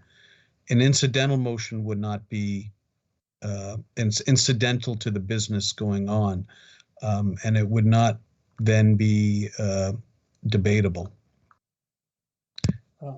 If it was a different main motion as a question of privilege, it would be.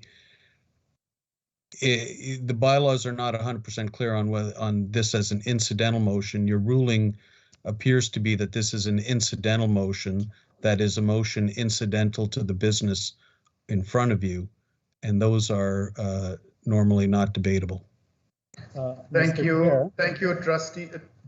Thank you, Parliamentarian Kapoor. Provincial legislation. Trustee Yantamasi, you do not have the floor. I will not have you interrupting. Mr. Chair, I have a point of order and privilege all encompassing into one. Legislation, if you follow the preambles of our procedural bylaws, precedence goes to provincial law, supersedes our bylaws. Thank you. I have called the vote. We have listened to. I appeal your decision, Mr. Chair, on this being an incidental motion. Okay. So you appeal my ruling. Correct. So I shall take it to a vote and we shall proceed. Trustee, I'll need a seconder, Trustee O'Brien. I'll second it. Trustee Yantamasi seconds the appeal. I'll take it to a vote. Trustee Agnew, how do you vote? I'm opposed to the appeal. Trustee DeRosa? I'm in favor of the appeal. Trustee Guzzo? Opposed. Trustee Yantamasi? I'm in favor, Mr. Chair. Trustee Carabella? In favor. Trustee O'Brien? In favor. Trustee Ohanzanota? Opposed. Trustee Murphy? Opposed. Trustee Bowie? Opposed. Trustee Mastrihammer? Opposed. Trustee Tokiwa? Abstain. And Trustee Duarte is opposed. The appeal fails. I'm now taking a vote on going to camera. I have another point of privilege, and there it's is no point of procedural privilege. bylaws. Your interpretation and Parliamentarian Kapoor's interpretation is incorrect. I shall now proceed. Provincial law supersedes our bylaws, Mr. Chair. I draw your. Trustee Murphy, how do you vote? We are voting to move in camera. Trustee Murphy, how do you vote? In favor. Trustee Bowie?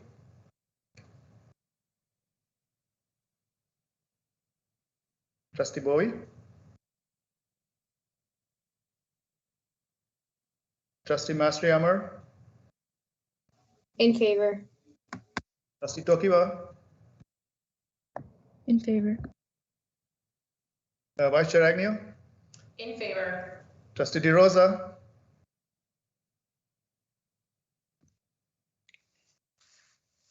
I'm opposed, Mr. Chair. This is a budget Trustee item, Guzzo. financial item, and it's. Thank you. Belongs in the.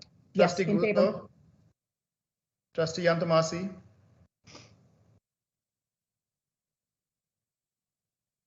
I'm in favor, Mr. Chair.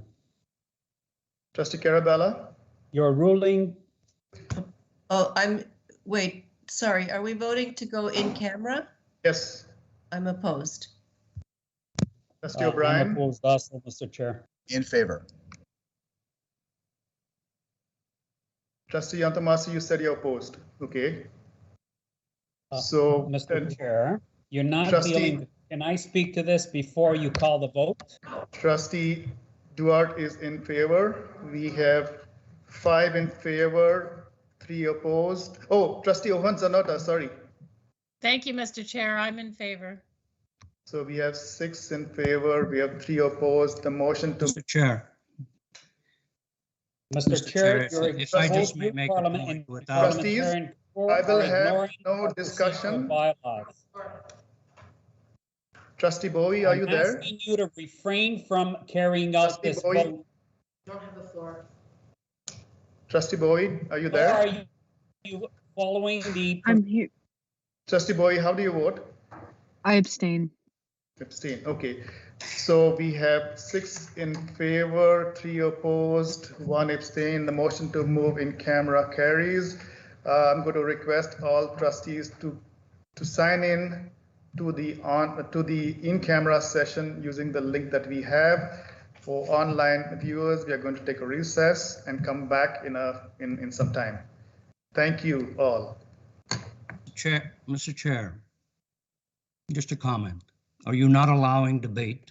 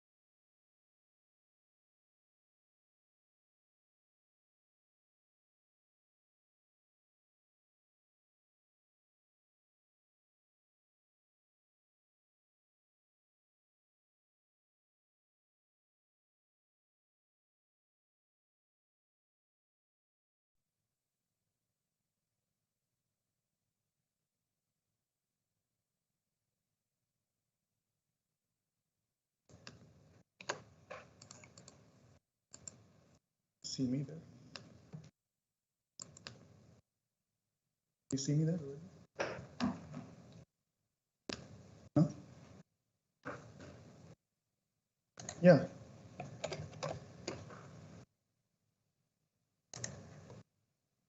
You see me there?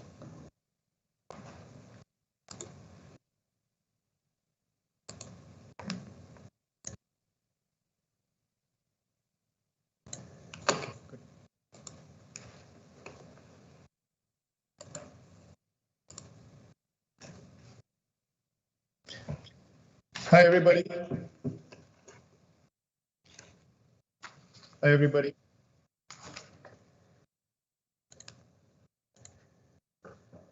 Hi, everybody. We are back. So we went into camera.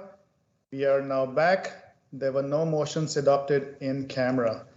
We shall now continue our agenda. Next order of business, item 9, staff reports. The first item that we have on the staff reports is supporting our diverse school community. Superintendent Nar, please present the highlights of your report. Thank you. Through you, Chair, I am pleased to share this report that provides trustees with an update on the plan and the progress for in-servicing all of our employees on Catholic social teaching on loving and accompanying students who identify as 2SL LGBTQ+ and on denominational rights of students and staff under the Human Rights Code, as requested through the board motion that's noted in the report. This is important work for us to be doing in our system, and it certainly aligns with each of our strategic priorities, as I've outlined in the report. In doing this work, it is important that we make explicit connections to our Catholic social teachings and approach the training in a way that honors all aspects of student development and life in the school. The report outlines some of the work that has been done last spring, where signage, messaging, and resources were created to raise awareness of Pride Month. This was provided to school staff through a toolkit to support curriculum in the classroom. The work was done using both staff and student input on the key messages and the resources to be used. The work supported specific learning goals across all grades and supported the health and physical education and religion and family life curriculum. This past fall, a committee came together to continue this work and to develop a plan for promoting a shared understanding and providing the mandatory training for all staff. The committee has had representation from a number of perspectives, including senior and school administration, mental health and social work, human resources, chaplaincy, and curriculum. The plan for training is outlined in the report. It essentially uses a train-the-trainer model where school administrators and department leads will be providing the in-servicing for their staff with the support of the work from the committee. In preparation for this, administrators and senior staff have participated in a number of sessions this past fall. These are outlined in the chart that's found in your report. They included a session with Michael Way Skinner on building relationships and navigating conversations from both a moral and theological perspective, and as well a panel presentation by a number of key speakers that took place in the fall that focused on accompanying students and their families using a pastoral approach, a theological approach, a human rights lens, and a well-being approach. Following each one of these sessions, administrators then worked through a variety of activities within their family of schools with the support of family of schools superintendents, social workers, and chaplaincy leaders. Key messages from these sessions, along with videos, sample training plans, PowerPoint presentations, video resources, print resources, learning activities and scenarios, will be added to the toolkit that included curriculum resources from the spring for our staff to draw on for the training. In early January, our committee will be working with our social workers and our chaplaincy leaders to meet with students in order to ensure that we include important elements from the student perspective that give consideration to student experience and stories in our schools. This information will also form part of the toolkit for leads and administrators. The chart goes on to outline the training plan for staff who are centrally based and not attached directly to a school, and as well as training that will take place for those staff who lead student groups at schools. Finally, while this training will be completed over the course of this current school year, the committee will also be working on a sustainability plan that ensures new staff are trained in future years, and as well that refresh training takes place for all staff on a regular basis. Our staff are our biggest asset in this work, and with our staff, it is very important that we help to ensure that all of our students know that they belong in our school communities, they can achieve to their greatest potential, and they can see themselves in the image of God. So I'm happy to answer any questions that you may have. Thank you, Superintendent Nar. I shall now open up the floor to discussion. On the speakers list, we have Vice Chair Agnew, followed by Trustee Ohonchanota and Trustee Murphy. Vice Chair Agnew. Great, thank you very much, and through you, Mr. Chair, and thank you for the report. Happy to see it, and was eagerly anticipating having it come back to the board. So thank you for that. I just did have a couple of questions, and more so around some of the participation in the development of the programs. Let me just find it. So one of the questions I did have, Superintendent Naran, and I'm going to put it through you because I assume it'll go to you. But I'm wondering, when the comment there about student input on key messages, how did we gather that information from students, and which students did we reach out to in order to get that key input? Superintendent Nair, go ahead. Okay, sorry.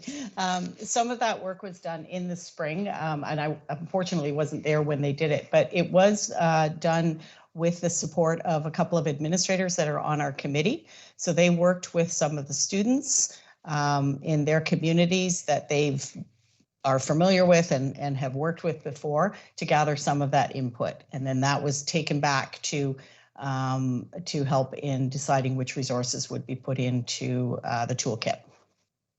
And certainly we'll be reaching out again to students in January once things settle a little bit to gather some more input and trying to get the voice of students while respecting privacy as well for students.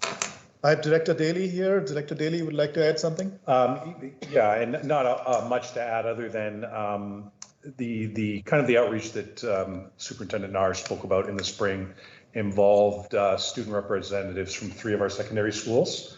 And I think it was St. Thomas Aquinas, Christ the King, and I can't think of the third school off the top of my head. It was roughly 25 to 30 students. It was more around establishing how we wanted to move forward in June to recognize Pride Month when the motion first came about. But certainly we'd be tapping into, if not those students again, as we start to plan for this June's Pride Month as well. Thank you. Vice Chair Agnew, do you have a follow-up question? I did. So the other question I had was with respect to the committee. And I'm wondering, Superintendent Nair, do we have diverse representation on that committee? So do we know if we have members on the committee who are from the LGBTQ+ community, whether they be students or staff, or I'm just trying to understand if we are putting together, obviously, some recommendations and some training and some materials and resources that we do ensure that we have representation from that community as we would with any other community. So I'm just curious on that piece as well. Superintendent Nair? So it would be hard for me to answer because we didn't make that a requirement of our committee or for somebody to disclose that certainly on the committee. It's right now we've been working with more of a higher level staff committee. We are in the process of branching out into smaller subcommittees because we are trying to make sure that the work is reflective of the theological side of things, the mental health and wellness component, and the legal side of things and the equity piece. So we are branching into smaller committees, and those subcommittees will be pulling in more people. We are trying to certainly get the voice of the people that we would be servicing through this. And that's why specifically we'd be reaching out to students as well. I know you have questions, Vice Chair. We'll come back to you. Trustee Ohan-Zanata, you have the floor. Thank you. And through you, Mr. Chair, to Superintendent Nair, I just have a question about the train the trainer model. And I'm not a training expert, but in my work world, train the training models work very, very well. Do you have any idea of what kind of numbers you're going to need in the school board to effectively promote that program through Train the Trainer? Superintendent Nair? So our approach has been the people that are leading departments or the people that are leading schools, so our principals or our administrators, would be working on that training. So that's why we've spent time with them, giving them these sessions in the fall. So they would then pull in whoever they feel that they need on their staff to do it. So it'll certainly depend on the size of staff at each school, how many people they'd pull in to help them. And certainly part of the resources are that they can tap the committee members to help out along with the any of the speakers we've had. And we've got videotapes from some of those that they'll be able to pull on.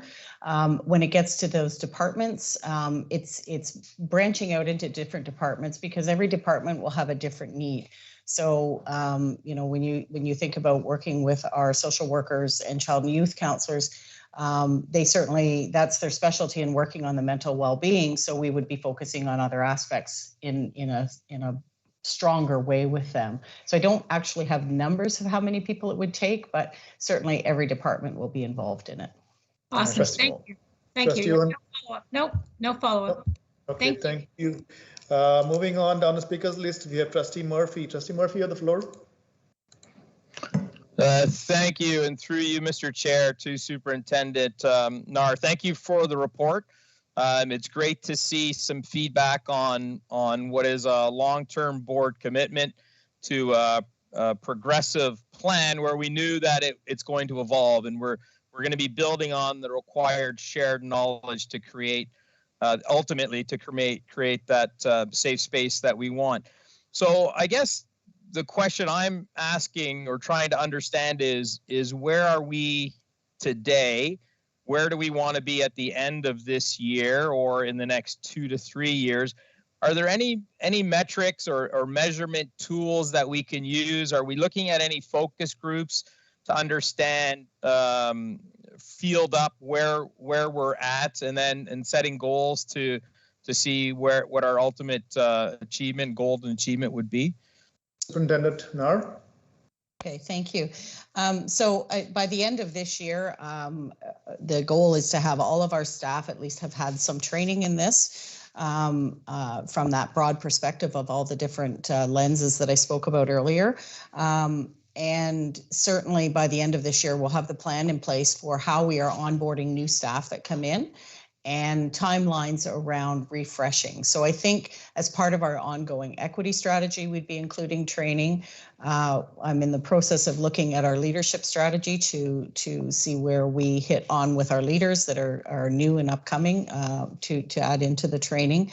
And going back, I think one of the important metrics will be going back to students to see if they're feeling that safe space. And so we would put a plan in place to start to measure that. I think it's too early to talk now to the students about whether, you know, if they're feeling any difference because we haven't done the training, but certainly over the course of next year, we would start going back to the students and to the school communities to see if they have felt a difference. And I think the important voice there is what our students are feeling. Thank you. And would we segregate that between elementary and secondary, and staff and parent councils, and bring in that collective? Yes. Okay. Thank you. Do you have another follow-up, or was that your follow-up question? No, only two. That's all I'm allowed. Only two allowed. Okay, good. Moving down the list, we have Trustee O'Brien. Trustee O'Brien. Thank you, through you, Mr. Chair, to Superintendent Nar. Superintendent Nar, thank you for such a comprehensive report. It really gives you a good overall picture, and combining all the elements from the theological to the social to the mental, that's quite helpful. A question, the report says that a staff committee has developed and started implementation on a plan for promoting a shared understanding and mandatory training for all HCDSBF staff. Who is on this committee and how are they chosen? Superintendent Nar. So we have committee members so we have our chaplaincy leader, Jillian Federico, and then we have another chaplain from a school. We have a secondary principal, an elementary principal. We have our chief social worker, our mental health lead, our curriculum consultant. We have senior administration from both the curriculum side of things and some family of schools superintendents. And as well, we have our social work staff on the committee. So we reached out because we wanted to make sure that we were hitting all aspects of student life. And then from there, smaller subcommittees are pulling in people that they think can add some key pieces to their particular areas. Thank you, Trustee O'Brien. Do you have follow-up? I did, Mr. Chair, but you answered it. I was going to ask you about chaplaincy representation, but you answered it quite clearly. It's good to see that they're there too. Thank you so much. And as well, sorry, I'll add in that our equity officer is in there as well. Perfect. Thanks. Thank you, Trustee O'Brien. Moving down the list, we have Trustee Guzzo. Trustee Guzzo, you have the floor. Thank you, through you, Mr. Chair. Thank you, Superintendent Nar. I just want to go back to a response you had given when Trustee Agnew asked about the makeup of the committee. I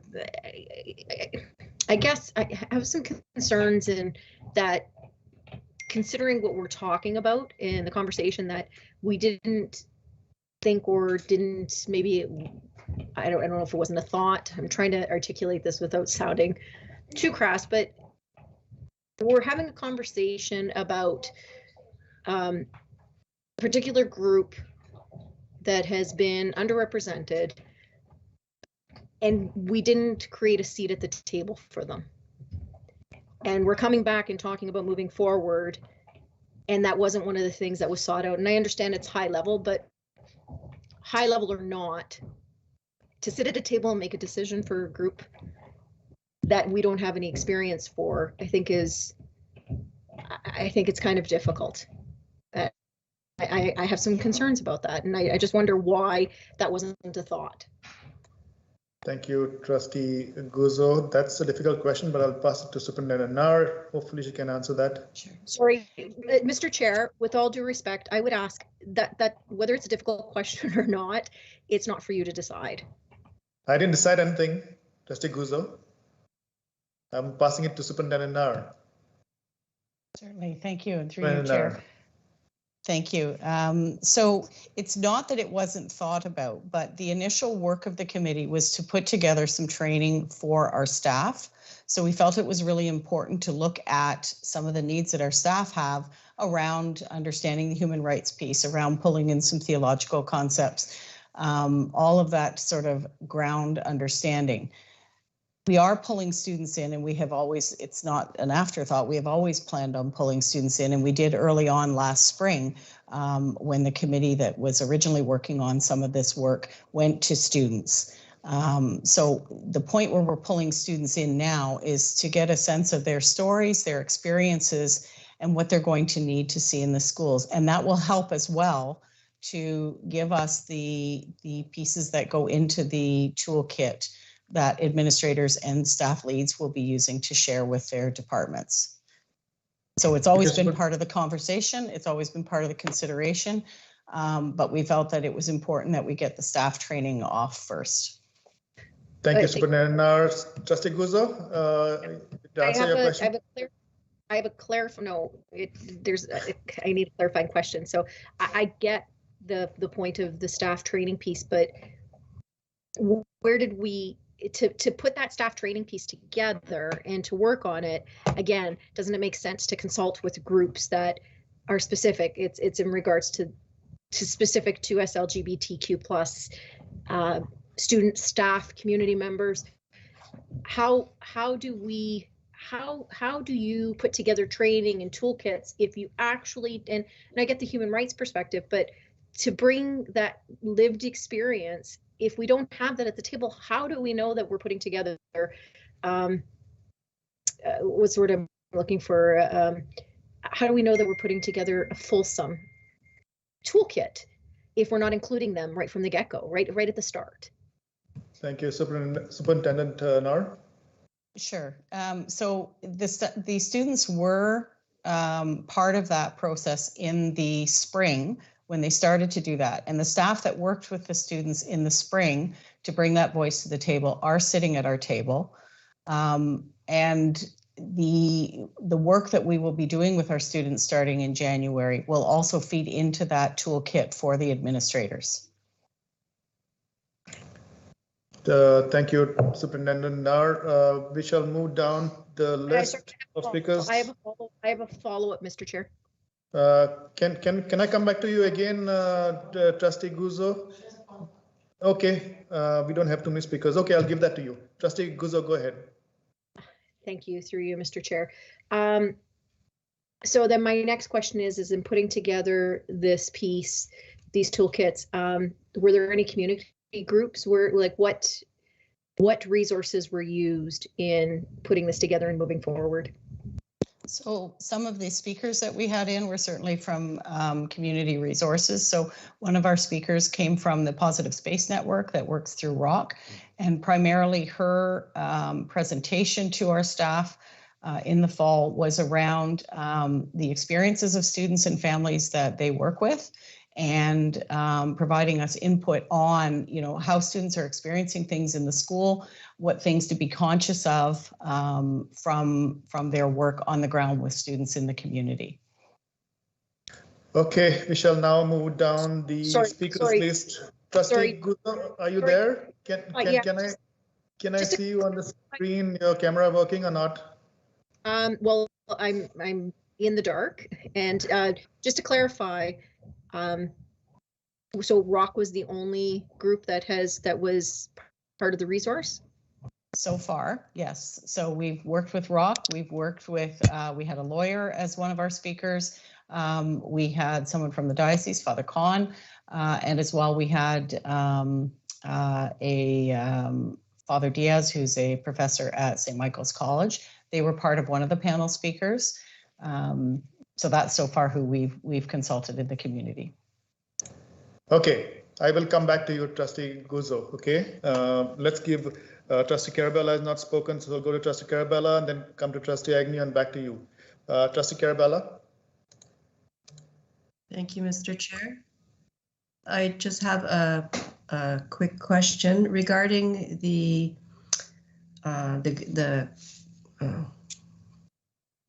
training that has taken place and the speakers you've had.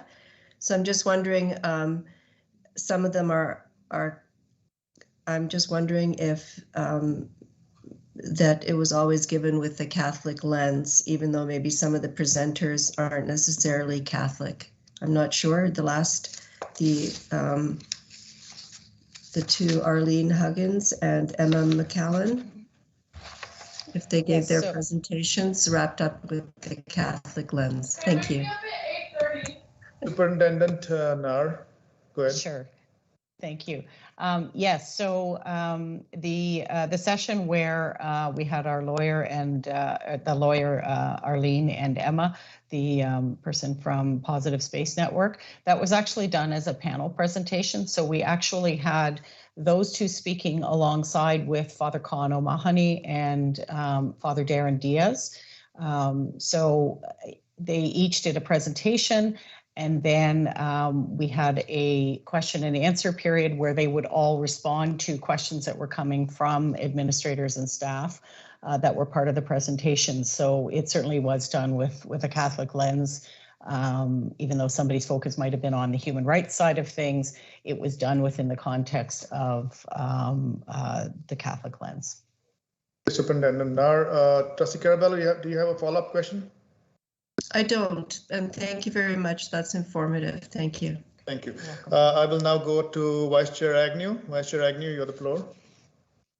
Thank you, and through you, Mr. Chair. So just another question here with respect to, just going through some of the, what you have accomplished and what's upcoming. So one of the questions I have here is around the half-day retreat that's been listed for March 2022. And I noticed that it says training will focus on supporting students pastorally and the creation of safe spaces for students along with responsibilities, so forth and so forth. So, and I think that it's important, obviously, to have pastoral participation and to have that lens. But, you know, in that training, would there also be people from our LGBTQ plus communities or from community resources specific to that community, aside from just that pastoral support? I think that would be extremely important, especially given that this is with respect to the GSAs. Yep, absolutely. Superintendent Nar? Sorry, I was eager there. Pause a little bit. Yes, so absolutely, because that's the way we're approaching the training with every group, to make sure that we've got a real balance of understanding from a legal perspective, from a pastoral perspective, from a mental well-being perspective, and from student voice and from student experience and impact on students and their families. So absolutely, that will be included. Vice Chair Agnew, a follow-up? I do have a follow-up. And the other question that I have is with respect to the CPIC piece. So I see that it says working with CPIC to provide an evening presentation for parents. So I guess 2 questions around that. So the first would be, who would we be looking at, or who would CPIC be looking at to provide that presentation? And also, is there an opportunity for us to do something with SEAC as well, you know, perhaps the intersectionality piece? So just thinking about our students that may have disabilities and also identify with the LGBTQ+ community. Absolutely. Yep, absolutely. So we'll work with CPIC and certainly with SEAC around making sure that we've got something available. And if it needs to be 2 different things that we offer to meet the needs, or 2 different formats, we can certainly look at that. So that's still a work in progress, but that is the plan, to do something. Thank you. I will now go to Trustee Guzzo. Trustee Guzzo, you have the floor again. Thank you, through Mr. Chair. Okay, so I hear that it's the plan is to have that happen, but what I'm not hearing is that there actually is a plan to have these groups engaged.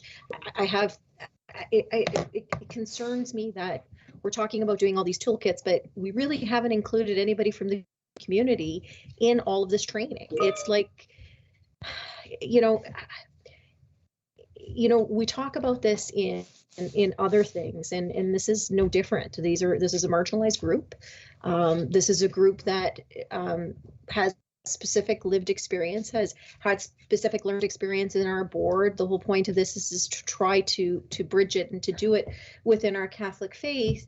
But yet, you know, I still haven't heard or hear that we have a solid commitment that we're engaging the community and ensuring that they're part of, and they're at the table, and that we're taking lead from them, not from anybody else. I just, it's concerning. It's and I get the whole piece, but we just put together through the equity committee.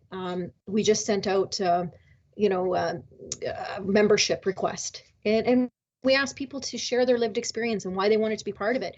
There's nothing wrong with doing that, especially when we're talking about a marginalized group. I can't say I'm an advocate. I'm an ally. I'm not. I don't identify that way. I'm a cisgender. So for me to say, I can only speak for what I'm told. And if we don't have them sitting at the table, I'm having a hard time on how we pass on and train and create these toolkits if we're not actually including this community in the decisions right from the get-go. So, and correct me if I'm wrong, if you're telling me you've already engaged these groups and it's just that it's coming, but I don't hear, other than ROC, that, you know, whether it's PFLAG or there's so many different advocacy groups in Halton alone, and I've yet to hear that we have consulted any of them. So thank you. Yeah, Superintendent Nar, go ahead. Thank you. Thank you.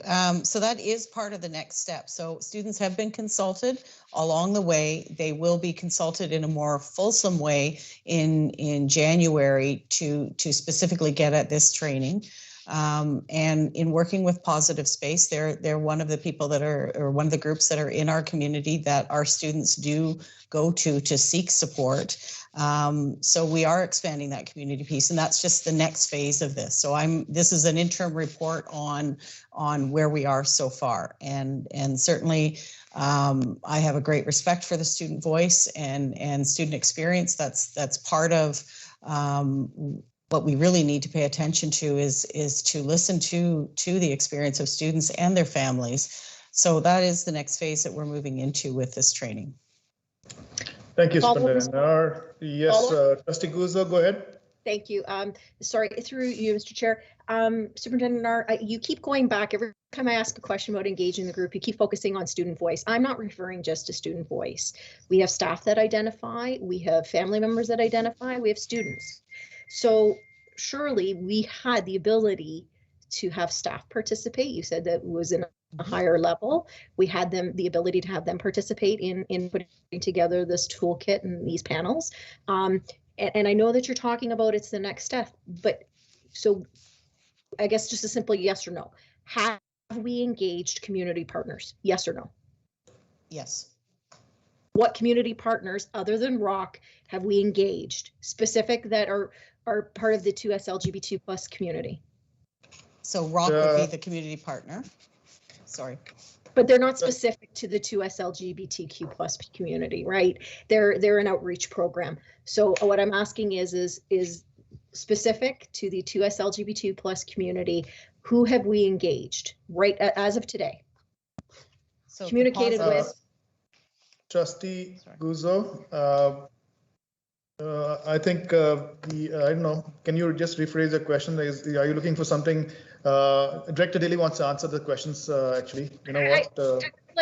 That's fine. I have no problem, Mr. Chair, but I feel like I'm not really getting an answer. So can you give a broad question where Superintendent Nar can answer? You know, rather than single questions. I thought it was pretty broad, but my question is, what groups from the 2S LGBTQ plus community groups have we engaged to date to participate in this? I heard Superintendent Nark saying that's the next step. Every time I've asked, it's reverted back to the student piece. I haven't been referring to the student piece specifically. I'm referring to all of our stakeholders, right? Our students, our parents, our staff, our community. What community partners that identify that are specific to the 2S LGBT plus community have we engaged other than ROC?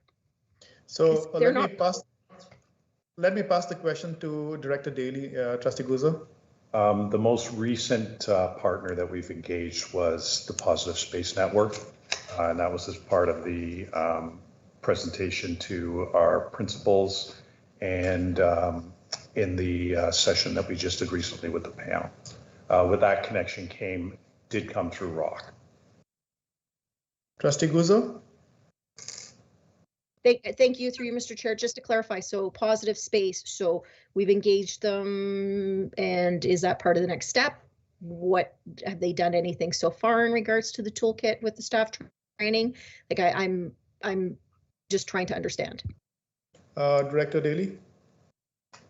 Yes, certainly the presentation that they shared with us will be reflected in the toolkit, specifically around some of the ways to continue to support the 2S LGBTQ community, both student and family community. That was one of the focuses of the most recent presentation that we had, so we can incorporate that into our work. Thank you, Director Daly. And we do not have any other speakers on the list. I see Trustee Guzzo's hand up again. Trustee Guzzo, you have the floor. Thank you, Mr. Chair, through you. So I don't really want to have to do a motion here. I would have thought that it would have been something that would have been kind of included in this report. I'm a little disappointed in that, you know, we've had to ask these questions. Can I ask that more community groups be spoken to and used as resources? You know, we're putting together a train the trainer and these groups to train senior admin staff, but we've just engaged for the next portion. Point of order, Mr. Chair. Point of order. I have the floor. Point of order, Mr. Chair. Trustee Guzzo, a point of order has been called. Point of order has been called. Trustee O'Brien, you called a point of order. I heard that. I'd like to hear your point of order. Can you state a point of order? My point of order is the purpose of the staff report is to present information and answer questions. I believe all of Trustee Guzzo's questions have been answered. If she wants to do further action, she can do it through a notice of motion. I think she's stepping beyond what this report is for. Can you please remind her that, Mr. Chair? Yes. Hold on, Trustee Guzzo. Hold on. Staff report. Let me go to the bylaw calling for.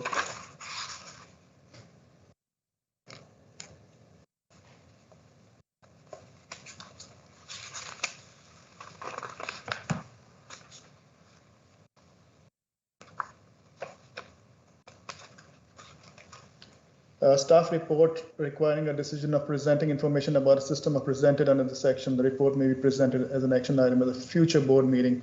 So Trustee O'Brien, your point is well received. Trustee Guzzo, your questions have been answered to some extent in the report. I do understand you have a lot of questions. I appeal I appeal your ruling, Mr. Chair, because I'm allowed to ask questions. I'm allowed to continue to ask questions, and Mr. Chair, if there's an appeal, there's no debate. Trustee Can you stop O'Brien? screaming? No, Trustee O'Brien? Trustee Guzzo, you have overstepped yourself and you need to listen Trustee to the chair. O'Brien, Trustee O'Brien. I given Trustee Guzzo the floor right now. I shall listen to her, and you shall listen to the discussion. So, Trustee Guzzo, what was your question? Are you letting me have the question, the floor, or is it the appeal? Because I'm not done asking questions. So you are appealing my decision to agree with Trustee O'Brien. Is that correct? I appeal your decision to limit me from asking questions on a staff report. Yes. Point of order. That was not. Trustee O'Brien, I need to rule on that. Okay. So you're appealing the decision. So we need a seconder for that. So can I have a seconder?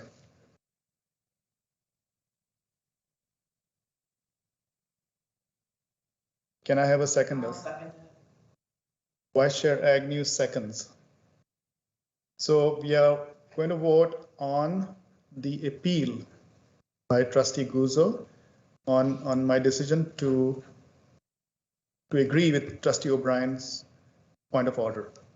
I shall now take it to the recording. Point of privilege, Mr. Chair, could you restate your ruling? So I have agreed with Trustee O'Brien's point of order that all the questions that are being asked by Trustee Guzzo are in the staff report. So the staff report has been presented as per the motion that was existing. And Trustee Guzzo is asking questions. Some of them, a lot of them may be out of the motion that was called for, but they are questions at the same time. So Trustee O'Brien has appealed, has put a point of order to say that the motion has been met and the answers are in the report. I've ruled in his favor, but Trustee Guzzo is now appealing that I agreed with Trustee O'Brien. Does that make sense? Yes. So you are ruling that she no longer can ask questions, or is that correct? That's correct. Okay, thank you. So Trustee Murphy, how do you vote? I'm in favor of the appeal. Trustee Bowie? I'm opposed, Mr. Chair. Trustee Mastrayammer? In favor. Trustee Tokiwa? In favor.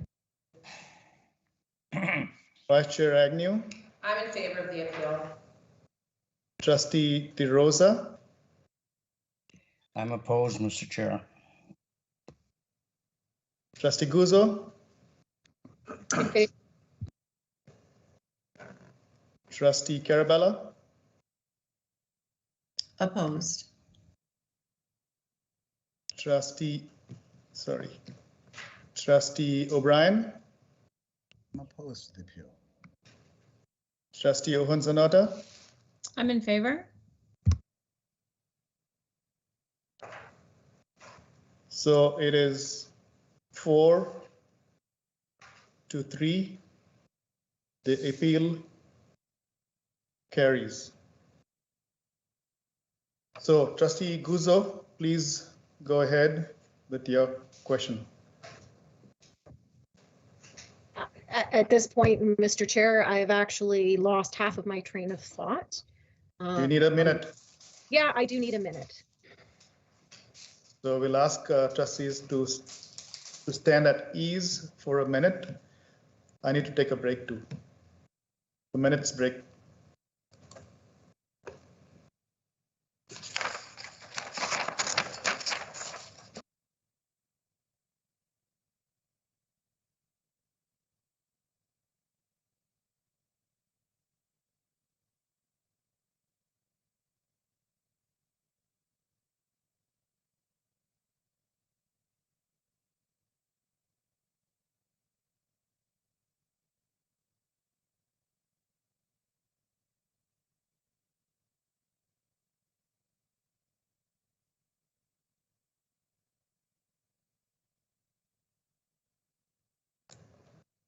We are back. Trustee Guzzo, do you have your question ready?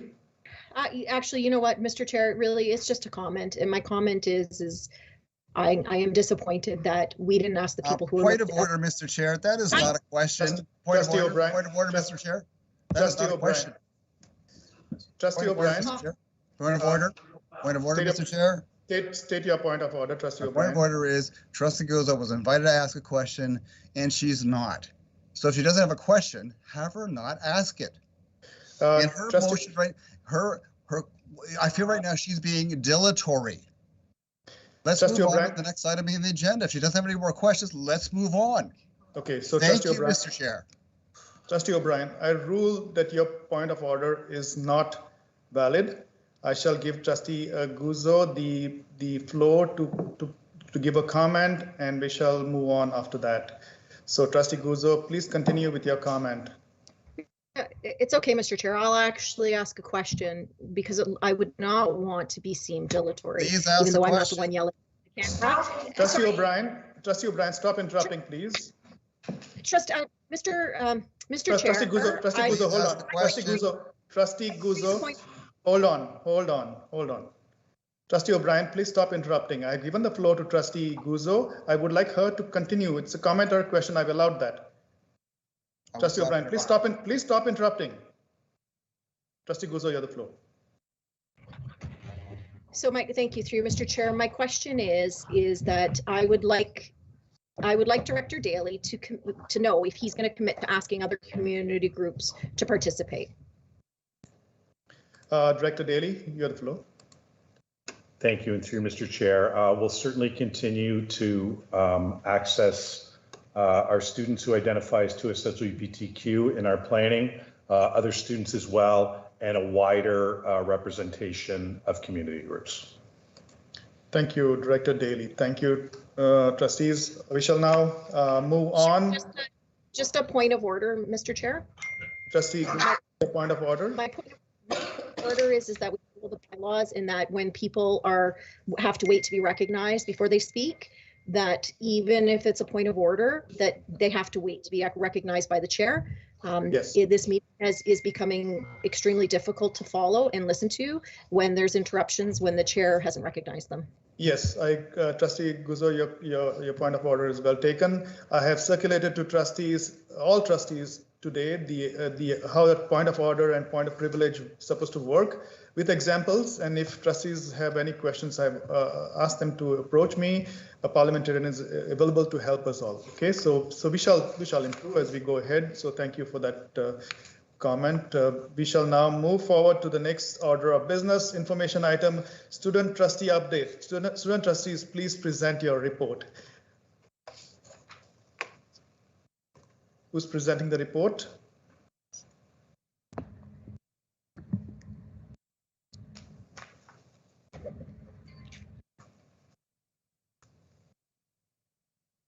Trustee, who's presenting the report?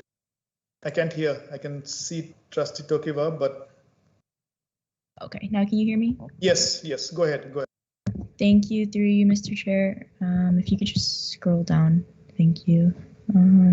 The return to school for many students has been fraught with anxiety and uncertainty, with the Omicron variant and COVID-19 being top of mind.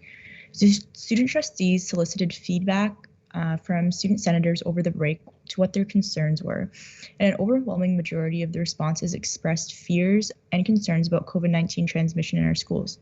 Many students expressed concerns about other students not properly wearing masks, procedures put in place other than daily screening, and a general sentiment that makes students feel unsafe in the school. Main concerns of the students were expressed in perceived failability with some of the protective measures, including the fact that both testing to return to school is voluntary and that the daily screening of students is open to vulnerabilities and can be ineffective in protecting our students. As well, many students expressed concerns over the break that they did not know what a return to school would look like, and the perceived short timeline to prepare for a possibly changed return to school. Other concerns expressed by senators included differences in the quality of instruction between quadmesters and semesters, and perceived inequities among students taking courses in different models. As well, once more students expressed concerns regarding Wi-Fi and connection issues in their classrooms, One senator stating, "In my high school, there have been a reoccurring issue that disrupts my learning experience in the classroom weekly, if not daily."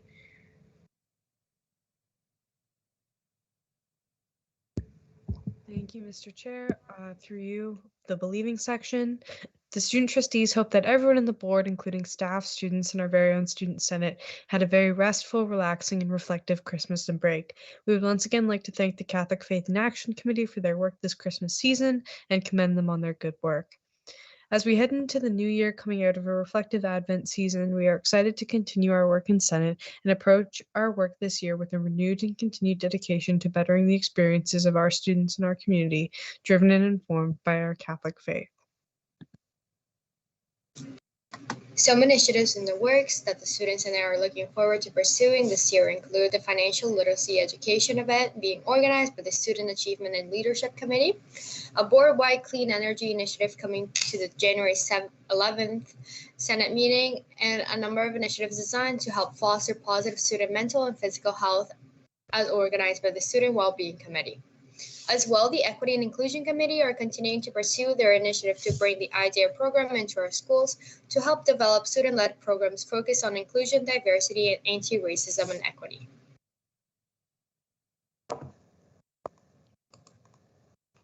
Thank you, trustees, for your report. Really appreciate it. We do understand that since we are back to remote learning, our students are challenged once again in curricular and extracurricular activities, physical and mental health areas. Our staff is really doing the best that we can. We are here to support our student body. So please convey our message of encouragement to our student body, and your work is very much appreciated. Thank you so much for your report. I do not have any questions for you, so thank you. Moving on to the next order of business, we have a school update. Director Daly. Thank you, and through Mr. Chair, I'm just going to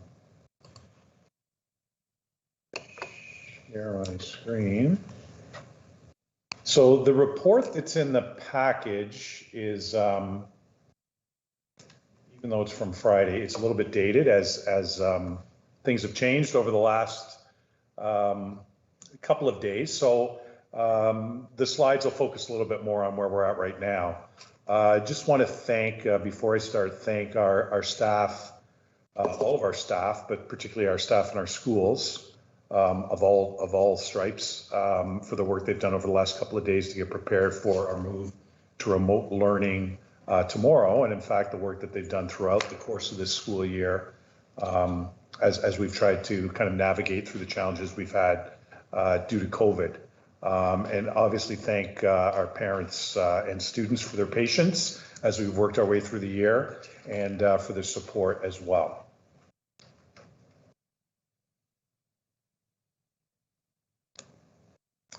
Our goals for the school year haven't changed, certainly over the next few weeks as we move to remote learning, and they do take a bit of a different tact.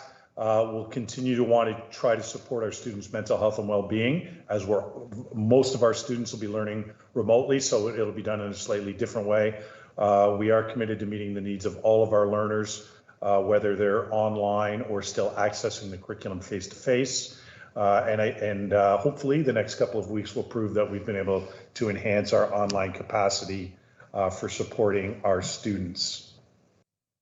So just a quick review of what's happened over the last couple of weeks. So just prior to the return to school on December 30th, the Chief Medical Officer of Health announced that all publicly funded elementary and secondary schools, the return would be delayed until Wednesday, January 5th.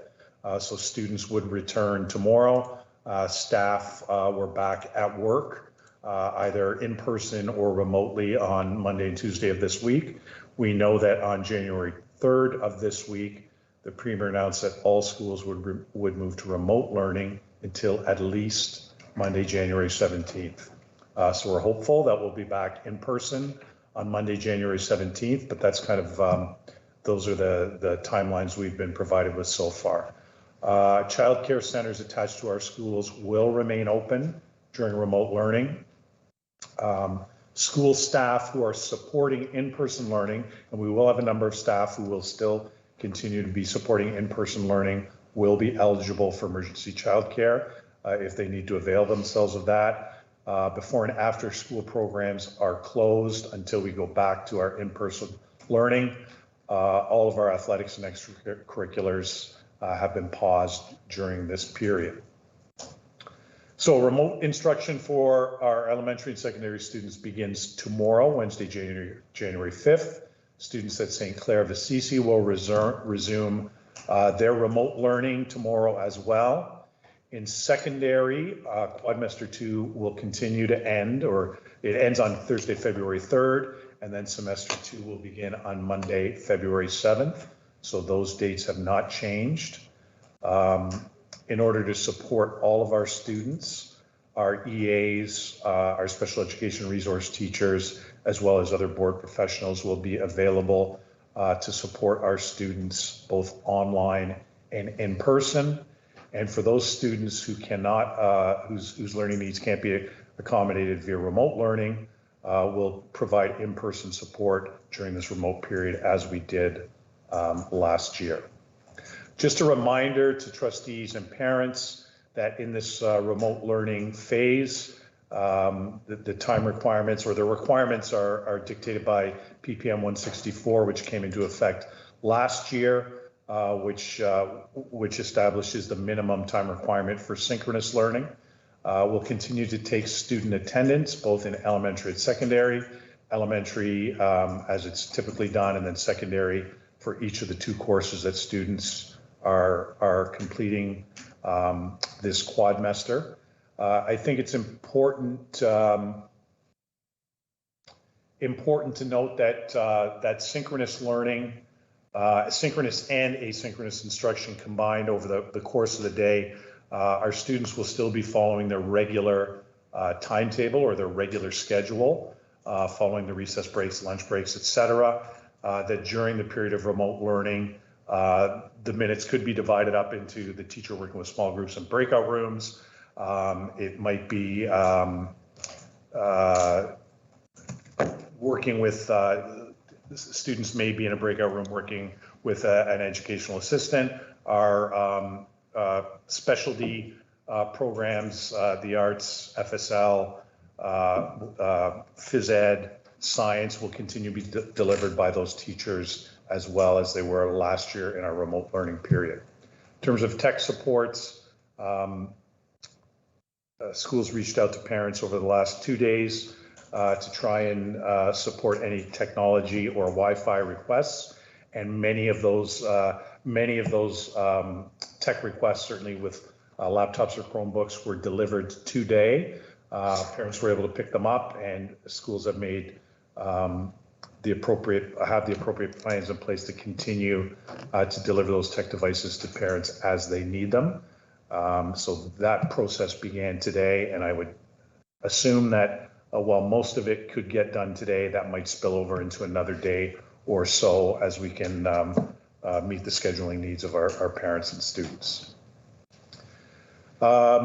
This information was shared last week. There's also some additional supports available to parents via TVO, both at secondary and elementary.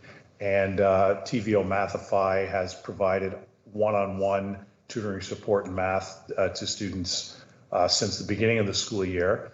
So those are some additional resources that parents and students could access. However, we know that for the majority of our students, that are, well, for all of our students, either learning remotely over the next several weeks or keep staying in person, their classroom teachers will continue to deliver their programming as they would face-to-face. As I mentioned, during this period of remote learning, we'll continue to provide supports for students through our social workers, our CYCs. There are some supports listed as well. And I've gone out to parents around some additional, more general supports with regards to students and families who may be struggling. You know, I hate to say that we have some experience with this, but we do have some experience, or I guess I'm in some ways glad to say we do have some experience delivering this support virtually. We got better at it as the year went along last year. We've still continued to support students and families remotely in some cases this year as best fit the needs of families. So I think we're well placed to continue with that as we move through the next several weeks. One change that I think is worth noting, parents would be aware for our virtual elementary school. So for St. Clair of Assisi, when we asked, when parents indicated a desire to enroll their kids in the in St. Clair at the beginning of this year, we really had kind of limited to one turnaround time in February to coincide with the completion of with our elementary term 1 report cards. It's difficult to know if this remote learning period at this point will in fact end by January 17th.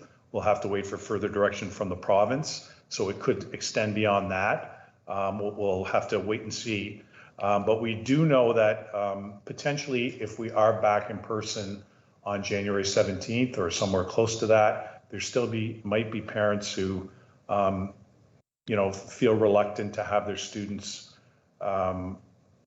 back in person for a variety of reasons. So we're going to revise that plan for registration at St. Clair of Assisi to offer another opportunity for change of requests. So we're going to do our request. We're going to open up the request forms tomorrow, Wednesday, January 5th, and keep that open until January 14th. Those requested changes, if desired, will come into effect on January 24th. So we've moved that date up quite a bit. And then the final opportunity to make a change either back in person or to remain in the, or to go to the virtual school will happen in release just after the March break. I think it's important to know, because of the delivery model that we have at secondary, that secondary students will continue to follow our established practice. And essentially that is, if a student wants to make a change in that format, we ask them to keep that change until the end of the quadmester. So we are coming up, as I mentioned, to the end of our quadmester in secondary on February 3rd. So if in fact we are back in person, January 17th or sometime shortly after that, secondary students can make that continue to learn remotely until the end of the semester. In terms of some of the health and safety measures, students did receive rapid antigen screening tests prior to the Christmas break. As I mentioned before, school sports, both practices and games or competitions are on pause as of January 3rd. Non-fitted N95 masks that have been provided by the ministry have been received at our board offices and have been distributed to all of our schools as of today. So those are masks for staff. We're still waiting for the supply of the 3-ply cloth masks for students. We're hoping that we'll get those in next week, but we're still waiting on that delivery. When students, students that may be accessing the building as of tomorrow for in-person learning will be required to show confirmation of the COVID-19 screening tool. Any adults have had to do that since the beginning of the school year, and we'll continue that process throughout the remote period, and then when we come back in person until further notice.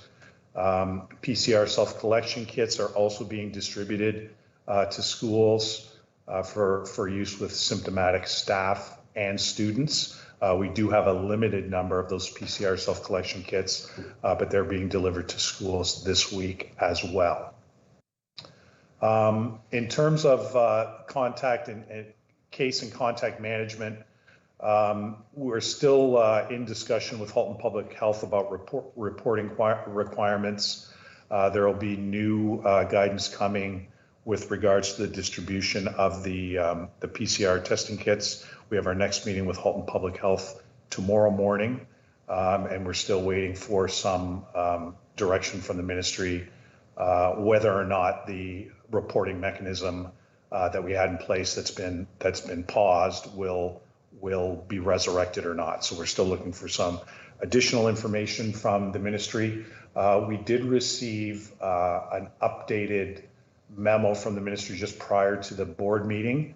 It was around sometime after 5 o'clock, but the information shared in that memo was really, it was nothing that we hadn't already anticipated or had been shared out with our administrators as well. But when we get a chance to take a more in-depth look at it, we'll certainly let parents know of any significant changes, but I don't believe there's any significant changes from the information that we shared with parents earlier this week. We'll try and keep you updated as best we can through the various means that we've always used. We do appreciate the patience that parents have shown today as they've been trying to both let schools know that their students would be attending in person. For those students who will be attending in person, special education students, transportation will be in place for tomorrow. Transportation is only in place for those students, as everybody else will be learning remotely from home. We're confident of the ability of our staff to meet the needs of our students over the next several weeks as we go back to remote instruction, and thankful for the hard work that they've done. Our teachers, our EAs, our ECEs, our school support staff, our school administrators have worked really hard this year and continue to do so. So I'm confident that they'll be able to support the needs of our students over the next couple of weeks and as we move through the school year. So that's my report. I'm happy to answer any questions as best as I can, and I'll turn it back to you. Thank you, Director Daly. We have a lot going on and we have a lot of questions here. So on the speakers list, we have Trustee O'Brien, Vice Chair Agnew, Trustee Ohan, and Trustee DeRosa. Trustee O'Brien, you have the floor. Thank you. Through you, Mr. Chair, to Director Daly. Director Daly, in your report, it says, I'm going to try to read this, given recent changes to case and contact management by the Ministry of Health, the ministry will suspend reporting COVID-19 cases in schools. Further information will be shared shortly with schools towards on reporting expectations, absences in schools, and school closures. What reason do they give for not reporting? Director Daly? Maybe I'll start, and then maybe Superintendent Bakaich can add some context. Really, my understanding, Trustee O'Brien, is that the PCR testing or testing that the public health is conducting now is for, it's really directed to high-risk parts of the population. Schools are not considered in that definition as high risk. So I think it's looking more at healthcare workers and long-term care facilities. So being able to share that information will be difficult because they're not tracing that information in the same way they have in the past. But I'm going to ask Superintendent Bakaich to maybe add a little bit more context and detail. Thank you, and through you, Mr. Chair. Thank you for the question, Trustee O'Brien, and Director Daly has that information correct. The other piece of information is that the abundance of cases, the Chief Medical Officer of Ontario has given the guidance that if an individual has one or more symptoms common to COVID-19, they are to assume that they have the virus and to follow the required self-isolation protocols. The guidance is provided on the public health website as well as on the ministry's website. Thank you, Trustee O'Brien. So just to follow up, just for clarifications, that is Superintendent Bakaich, thank you for that. So is it because it is so transmissible now that even trying to report it would be a futile effort? Is that it in a school? Superintendent Bakaich. And I know you're not public health, but. Yeah, thank you, Trustee O'Brien. Essentially what they, I think that really what you're saying is spot on in the sense that they have so many cases that it is highly transmissible. And what they have guided and what he has directed Dr. Moore is that to assume that if you have symptoms, that you more than likely have the case. At this time, we're not reporting cases in school settings, but public health has advised that there should be more guidance forthcoming shortly, and it will address reporting and also next steps with testing. Thank you. I'll be looking forward to it. I'll just remind trustees not to use the chat box only for putting hand up. Okay, so moving forward down the speakers list, Vice Chair Agnew. Thank you, and through you, Mr. Chair. I have a question with respect to HEPA filters. So I know that 3 of the pieces that have come from the ministry quite repeatedly have been around N95 masks for staff, the delivery of such, the 3-ply cloth masks for students and the delivery of such, and then the issue around HEPA filters. And my understanding is that we will be getting an additional 38 because there's only 3,000 be given away province-wide.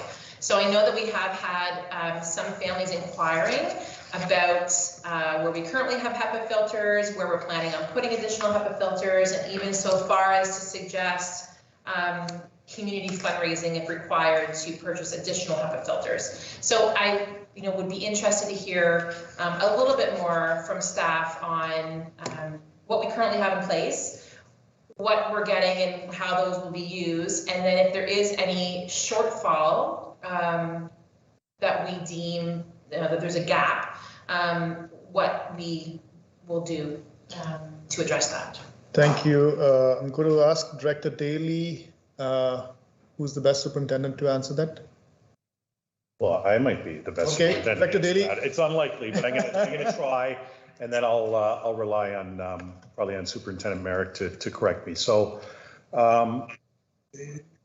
Trustee Agnew was correct in that the allocation that the board's going to receive from the additional 3,000 is 38 HEPA units. We don't have those yet, but that's what we'll be getting. We currently have 249 units deployed throughout the system. That's in our kindergarten rooms, our self-contained spec ed classrooms at both elementary and secondary, and in kind of the COVID isolation or health rooms that we have in our schools. We have 1,768 classrooms, including our portables in the board. So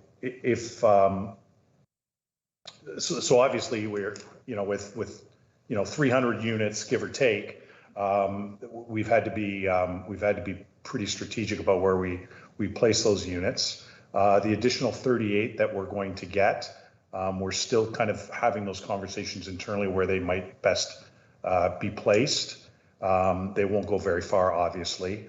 In terms of the kind of gap between what we have and what if we desired to fit a HEPA filter in every single classroom space we have, and that's not counting libraries and the CAF and forums and gyms and all that.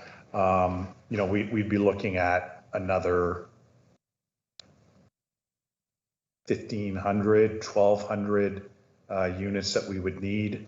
The ministry costs them out at somewhere about $1,000. I think there's probably a bit of a range between maybe $800 and $1,000. So it'd be a pretty sizable investment, $1.5 million or a little bit more in terms of what it would cost. I don't know if Superintendent Merrick might have anything to add to that. Superintendent Merrick.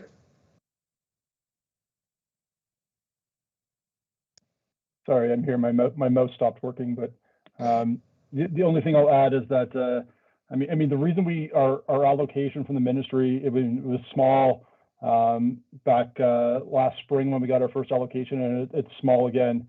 It's because they have all of our HVAC data from all of our classrooms and all of our schools. They know what systems we have in our buildings, and we have great systems in all of our buildings. So they're using the HEPA filters as a remedial measure primarily in classrooms and areas throughout, various schools across the province where there is no ventilation.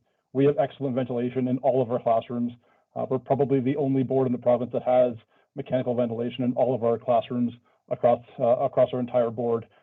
So I know I've said that here before, but I'll say it again. And we do have great ventilation and mechanical systems in all of our schools. Have a follow-up question?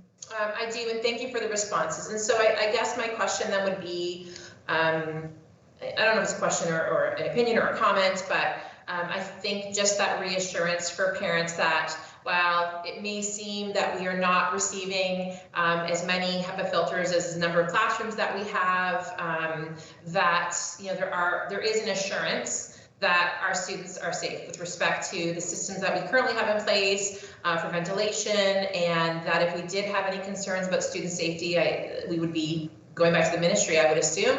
But to your point, Superintendent Merrick, it sounds like the reason that we're only being given 38 is for those areas where we may have some concern with ventilation and we require those. So I think just, we just need to continuously, reassure families that these are safe environments with respect to ventilation for our students, because I know that there are parents who are certainly concerned. Thank you, Vice Chair Agnew. We shall now move on to Trustee Ohonchanota. Trustee Ohonchanota, you have the floor. Thank you. Through you, Mr. Chair, to Director Daly. I have two questions. My first one's very specific. Are there any courses, since we're moving to the virtual model, Director Daly, that cannot be offered now because we've switched from in-class to virtual? Director Daly? There shouldn't be any, and I guess worth speaking probably more of secondary than elementary. No, we do have, again, we do have some experience from last year around how we can adequately deliver tech courses or phys ed courses online. It's done in a different way. I mean, I do have to give credit to our staff and also maybe a note to trustees and parents that, when we hear this idea that we can pivot in a day to go from in-person learning to remote learning, there's so much more to it than just turning the cameras on that I'm not sure if everybody understands that. It's really a completely different way of teaching. But certainly for our secondary courses that are more either technology based or courses like music, we do have some experience in terms of how we can turn that around. I think the other thing to keep in mind, and I'll remember it when I remember it. Sorry, I had another point to make.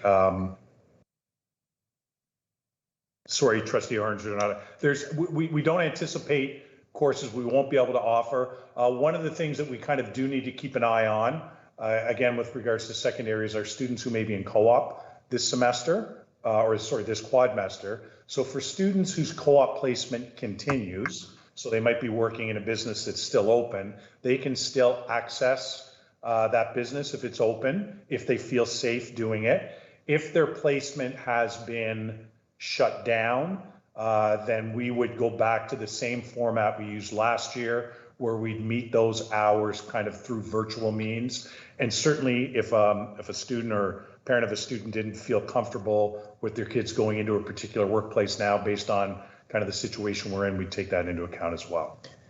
Trustee Ohonchanota, your question number 2. Perfect. Thank you, Director Daly. And what you had there was called a senior moment. I have them all the time.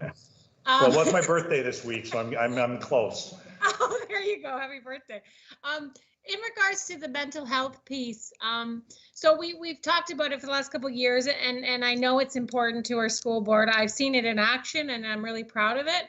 But can I get a few examples, like the mental health for our students and our staff and our parents, for that matter? A couple of specific examples of how our school board would reach out to assist if required, and how do we know there's something going on, I guess, is my question. Trustee Ohonchanota, I'll just take a break for a minute. We have some housekeeping work to do. So we need to move to extend the meeting beyond 11 to 11:30. I need a mover. I'll move it. Vice Chair Agnew. I need a seconder. I'll second. Trustee, okay, I'll choose Trustee Owen Janota. I thought I heard a few seconds earlier. Trustee Owen Janota, seconds. I'll take a recorded vote. Trustee Murphy? In favor. Trustee Bowie? In favor. Trustee Mastrihammer? In favor. Trustee Tokiwa? In favor. Vice Chair Agnew? In favor. Trustee DeRosa? In favor. Trustee Guzzo? In favor. Trustee Carabella? In favor. Trustee O'Brien? In favor. Trustee Owen Janota? In favor? Trustee Duarte is in favor. The motion carries. Director Daly? Thank you, and through you, Mr. Chair. Maybe I'll ask Superintendent Ballo if she can talk a little bit about how that change in delivery happens in supporting families and students when we're in that remote period. Superintendent Ballo? Sure, and thank you, and through you, Mr. Chair. With regards to the supports, all of the supports that we would be offering in person, we are offering the exact same level of support virtually. All of our CYCs are offering tiered interventions in all of our classrooms as they normally would. One-on-one counseling supports. There is telepractice that's happening with our social workers. Everything is essentially the same as it would be if we were in person. Also for parents, as you had mentioned, on our board website during the last closure, there was an extensive amount of resources that were posted. And if you go onto the main page of our board website, we have a tab right on the first page with the priority tabs. And when you go to the website, there are resources there for families that they can access. And they are all organized by grade and division. And they are really intended for resources and supports that families can use at home. There's a tab for all, and then the rest are by grade for elementary and secondary. And there's a specific tab for parents and caregivers, and it gives ideas as well as resources that parents can reach out to in their community. Perfect. Awesome. Thank you so much. No more questions. Thank you. Moving down the speakers list, we have Trustee DeRosa. Trustee DeRosa, you have the floor. Thank you, Mr. Chair, through you. This is a question for anybody who might want to answer it. I'll start with Director Daly and maybe you can refer it. I'm just curious, we haven't talked about class sizes in a while. Do we know what that number is, what the average class size is? Director Daly? I'm going to refer to Superintendent Dinolfo while I dig through my papers here. So Superintendent Dinolfo, maybe you could give an update on elementary class sizes. Go ahead, Superintendent. Actually, Director Daly, I was interested in both. Class sizes and what is the? When I say class sizes, I mean the average number of kids in the class as a result of COVID. I remember we had an objective at some point in time. I'm just wondering what the update and where we are. Okay, and just to be clear, that that objective in terms of the decisions that we made last year were more specific to elementary than secondary, but We'll start with elementary and then we can go to secondary. Okay, thank you. Dinolfo, we cannot hear you. You're on mute. Sorry about that. Thank you, Trustee DeRosa, for that question, and through you, Mr. Chair. So we did staff our schools. We started at 25-1 and we went just slightly over that. So we currently in our elementary panel for kindergarten, we only have 6 classes over 25. Okay, so if we go back to face-to-face, that's where we're at. For grades 4 to 8, we have currently of our classes 439 at 25 and under, 63 at 26, 22 at 27, 8 at 28, 1 at 29, and 1 at 30. So we really did stick to sort of try to keep those numbers low and not go higher. Where we have broken those numbers is either through new registrations, through schools where number of classrooms that are available in the school, or to avoid split grades in those schools. At primary, we have maintained the provincial funding model where our classes are at the 90% of 20-1, And we just have a few classes that have, or 10% of the classes are over that. Trustee DeRosa? Thank you very much. Follow-up question? That's been helpful. Actually, I appreciate the detail in which that was provided. I was looking for an overall average. I would appreciate if I could I couldn't write them down fast enough, and I'd be interested in getting the actual numbers that you went through. But it seems to me that, I don't know, just at a glance, the average that we might be talking about is probably around 20. 20 that are over. We have 8. If you look at grade 4 to 8, 82% are 82%. At 25 or less. Okay. All right. Could I request the information to be sent to trustees by email? Yes. Thank you very much. Thank you. That's it. I'm done. Moving down. Thank you. Moving down the speakers list, we have Trustee Carabella. Once again, Trustee Carabella, just a second. Trustees, please use the chat box. Put your hand up only. Trustee Carabella, go ahead. Okay, thank you. So I'm opposed to the schools being closed, and there is a lot of public opposition to the schools being closed right now. And previously in this meeting, Director Daly was answering another question and saying that schools are not considered high risk. And also on December 29th, there was in City TV News, there was a open letter from 500 doctors asking Ontario government to keep schools open for the sake of the children and their needs, and other sort of collateral damage that happens with these closures.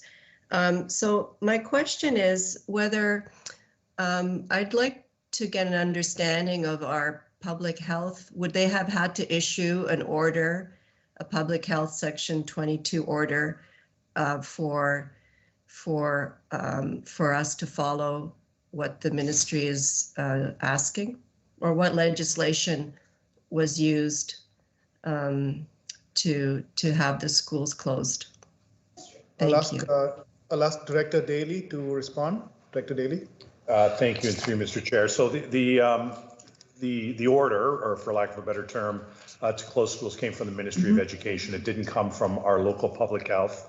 The government is looking at making changes to regulation in order for the schools to be completely remote. I don't know the number of the reg in question, Trustee Carabella, but I can find that out for you. Thank you. Trustee Carabella, you have a follow-up question? Thank you. I'd appreciate that, and I think a lot of parents would too. It's a very disappointing turn of events. Thank you. Okay, we shall move down the speakers list. Trustee O'Brien, you have the floor. Thank you, through Mr. Chair. To Director Daly and possibly Superintendent Lofts, I know that COVID-19 has brought down our average daily enrollment. Has this latest announcement to go to total distance learning affected our average daily enrollment at all at this point? Director Daly?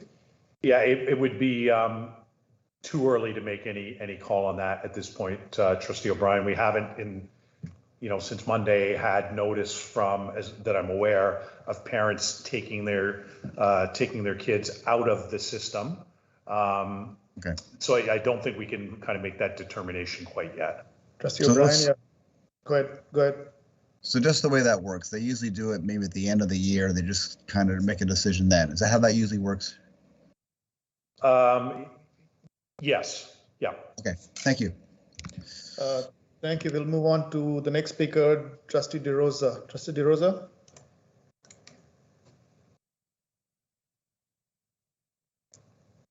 Trustee DeRosa. Mr. Chair, I think I'm going to cede my turn. Thank you. Okay, thank you. So we have one. Director Daly would like to address the. No. Yeah. Just a couple of questions. That have kind of come through with regards to what school may look like when we return in person, and a little bit of that is undetermined because we still do have a couple of weeks to go back. And in terms of kind of the structure of the day or some of the protocols we have in place, so far protocols have really not changed in terms of the advice we've been given from public health so far. Parents might have noted in the communication that we sent out, the original communication we sent out, there was note in the ministry memo of kind of directing schools to cohort grades at recess. We were already doing that, so that process was in place. A number of parents have asked about the masks, that the 3-ply masks that we'll be receiving from the ministry. I think it's important to note that those masks, when we get them, they will be distributed to students. However, they're not required. Students can choose to wear them or to wear the masks they've always been wearing. A question came up as to whether or not we would return to students wearing masks outdoors.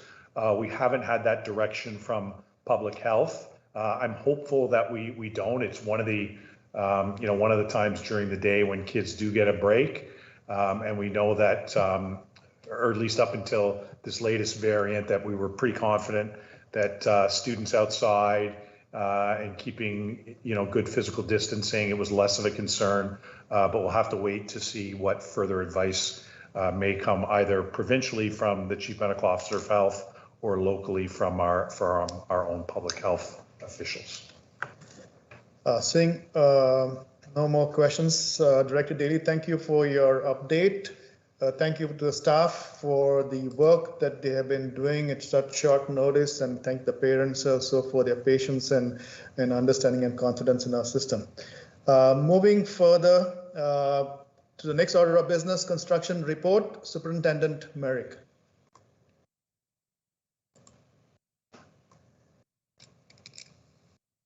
Thank you, Mr. Chair, and through you, we have the construction report. And this is the report for December. So this was on at the December 21st meeting, but then it's been re-added to this meeting as well. So the pictures are a little dated. You can tell there's no snow in the pictures, so it's from earlier in last year now. But showing some progress here at our Milton number 10 school build. Mechanical and electrical installations continue on the site. You can see a lot of the punch windows are installed now.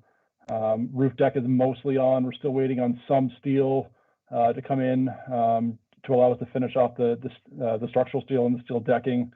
Roofing and parapet is going on now in the sections where we do have steel deck. And then we have some concrete and paving happening in the yard that we got a good amount of it done prior to the snow hitting. But now we're pretty much down until the weather breaks in the springtime for the exterior work on the paving. Up next, we have a little more structural steel, like I mentioned, to finish off to allow us to finish the steel decking and then getting the roofing on and getting it watertight. And then we also have air handling equipment showing up in the next couple of weeks to start further progressing our mechanical installations on the site. So happy to take any questions that trustees may have. We will have our January report will be on our next board meeting agenda in a couple of weeks. So we'll have some more pictures and information to share at that time as well. Thank you, Superintendent Merrick. On the speakers list here, we have Trustee Murphy. Trustee Murphy? Thank you, Mr. Chair, and through you to Superintendent Merrick. Are there any critical long lead time items that we're concerned about? I know there's a lot of issues getting HVAC equipment. I know there's a lot of issues getting structural steel. Are we confident that the required delivery dates are going to be met? And what is your expected move-in date? Superintendent Merrick? Through you, Mr. Chair. We are getting pretty close on having all of the kind of the big components that we need on the site. So like I mentioned, structural steel is there on site and being erected this week. And then roof decking is also on site and roofing materials are on site. So we have the components there to get us watertight. I will say over the last 3-4 months, there's been a lot of struggles, especially with steel. Like structural steel and roof decking have been by far the biggest challenges that we've had. Getting both in availability, timing, even quality of workmanship. We had a lot of stuff show up on site that was, incorrect sizes, kind of evidence that the plants are rushing through the work and getting it out as fast as they can. But the quality has shown some lack in there as well. So it's been a definite struggle. That said, it's a lot of the kind of the big spend is on site now, and we're moving along. Air handling equipment, we have that. A lot of the electrical panels and stuff, we have those as well. I think if from our usual schedules, from the time we get watertight, which will be in the next couple of weeks here, we're about 3 months to get all the interior finishes done. That would put us probably around the Easter timeframe. With that said, I mean, who knows what the next delay might be? So I mean, there's a lot of, I guess, when you go from the kind of the structural to the interior part, interior is a lot more small items and a lot of things that rely on the supply chain to come in as well. So I know we're looking into, we have our team working on buying those items, getting them on site. So we have them to install, but there is a lot of kind of smaller items, maybe not so critical to holding up the build, but maybe critical to occupancy. I know fire alarm systems are the one that we're having trouble getting control panels and components for our building safety systems. So it's been a real challenge, the whole project on getting equipment in. So I think kind of, best case scenario, we're in there around Easter time. But it's a little bit ominous now with the challenges in getting components in. Thank you, Superintendent Merrick. Trustee Murphy, do you have a follow-up? Yeah, just one more. I know we don't control the site, the general contractor does. I'm a little concerned about just COVID protocols. So many trades coming and going. Have we reviewed their COVID protocols? Do they require, attestations that all tradespeople are double vaccinated and what have you?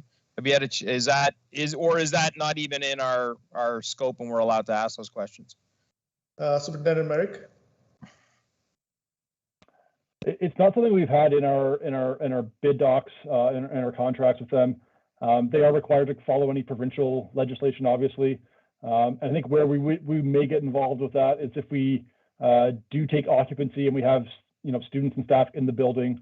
That's where we would start imposing some of our requirements onto them.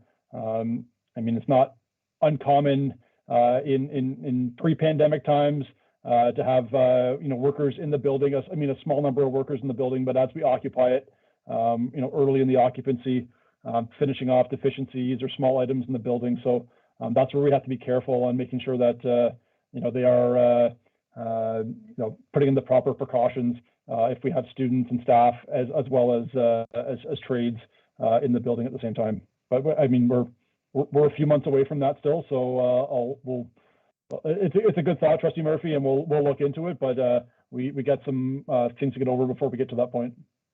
Okay, thank you. Thank you, Superintendent Merrick. We have no questions. Just a comment there. Really exciting to see the project, being built. Trustee Murphy and myself had a chance to be there. It's coming on really nice. Thanks so much. Moving on to the next item, we have a couple of notices of motion. We shall just be reading the notices of motion. So moving on to item 10.4. First item, strengthening community relations. Vice Chair Agnew. Thank you very much, and through you, Mr. Chair. I'll put this in the chat as well, Rosie, if that will make it easier. So the motion will read as such. Be it resolved that staff present an update at the June 7th, 2022 board meeting regarding the training completed in 2022 thus far, with details on the ongoing partnership and participation of community organizations who have a specific focus on 2S LGBTQ+ resources and supports. Be it further resolved that as one of the next steps in supporting our diverse school communities and to ensure we fully support the pillar of belonging, that the Director of Education direct HCDSB staff to purchase all necessary elements to fly the Pride flag and to fly the flag the month of June, every June beginning in 2022 at all HCDSB schools and at the CEC. Thank you, Vice Chair Agnew. There is no discussion. So moving on to the next notice of motion, 10.5, express I hope I got this right. Express parental consent for minors, Trustee Carabella. I hope I got this title right, Trustee Carabella. Yeah, thank you. Yes, you did. Thank you.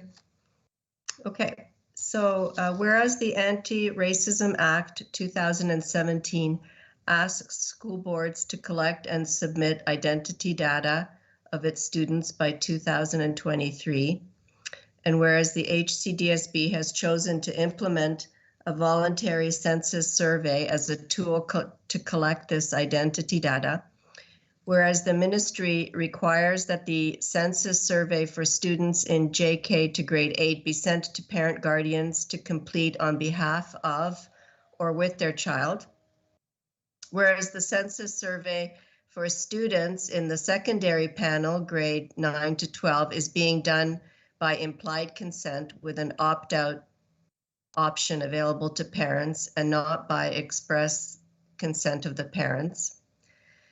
Whereas the data standards for the identification and monitoring of systemic racism collection of personal information explicitly states, and I quote, implement the collection of personal information based on voluntary express consent, end of quote, and another quote, under this form of consent, an organization needs to provide the individual with an opportunity to actively communicate positive agreement to the collection of their personal information. This is in contrast to implied consent, which is an assumption of permission inferred from silence or inaction, such as requiring individuals to opt out of the collection. Express consent is less likely to result in misunderstandings or complaints. And whereas the data standards also states voluntary express consent is an essential part of respecting an individual's privacy and dignity, be it resolved that the Halton Catholic District School Board Census Survey planned for the spring of 2022 and any thereafter ask for express consent from parents, guardians of minors in the secondary panel, as opposed to the implied consent model that is currently planned, and be it further resolved that class time will not be used to conduct and complete the voluntary census survey. Carabella, we have 4 other notices of motions. 10.6, 10.7, 10.8, and 10.9 titled, the first one titled Executive Compensation of Senior Staff from 2018 to 2020. The next one, Trustee Code of Conduct, approved report by ADR. The third one, the Director of Education and Secretary of the Board, review of senior staff. And the fourth one, revised budget senior staff salary expenses. These are presented by Trustee Yantamasi. He is not here at the meeting, so we shall send this out to all the trustees as long as we receive this by the end of this meeting. Did I hear? A point of order? Yes, Trustee Carabella, what's your point of order? Thank you, Mr. Chair. I'm just wondering if the trustee isn't present though, but we can, if he submitted, we would be able to read out his motion in the public? Yes, so even if it's not submitted, Trustee Carabella, so I wouldn't put it as a point of order, I'll put it as a clarification. So even if it's not submitted by the end of the, as per our bylaws, it should be submitted as per our bylaws by the end of the meeting. So the minute the meeting closes, if we receive it beforehand, it will be considered as read. Okay, so that was a clarification. So moving on. So Mr. I was going to say that Mr. Trustee Antomasi submitted them. Can you check if they were submitted? Checking with Rosie, it's not received. We still have time. So Trustee DeRosa, you had something to say, or? Well, I want clarification to the effect that these motions were part of the agenda. Yes. Yes. And as chair, I think you should take on the responsibility to read them on his behalf. I would have read it, but I do not have it with me as of now. My understanding is that the motions have been sent. So I'm happy to be corrected if that's not the case. Yeah, so there's a proper channel. It has to go through secretary to the director. And I know, you know what, let's go as per the bylaws. If it's received by the end of the meeting, it shall be considered as read, shall be sent to all trustees, and we'll follow the process. Simple as that. Okay, so let's move on. We have a couple of items and we are reaching the end of this agenda, and that's great. So moving on to miscellaneous information, there is no miscellaneous information. Correspondences, we have Director Daly, we do not have correspondences. Ministry memos are in your package for information. Open question period, Director Daly, do we have? Yeah, we have questions here. So Director Daly, go ahead. Yeah, so the question is, what was the cost of the most recent legal opinion regarding non-Catholic student trustees? And what was the cost of the previous legal opinion on the same issue? So that's question one. Second question, why has the previous legal opinion not been made public? So I'll have to go back and see what the cost of those two were. I don't know off the top of my head. Legal opinions oftentimes are shared only with trustees, but I'll follow up on both of those questions.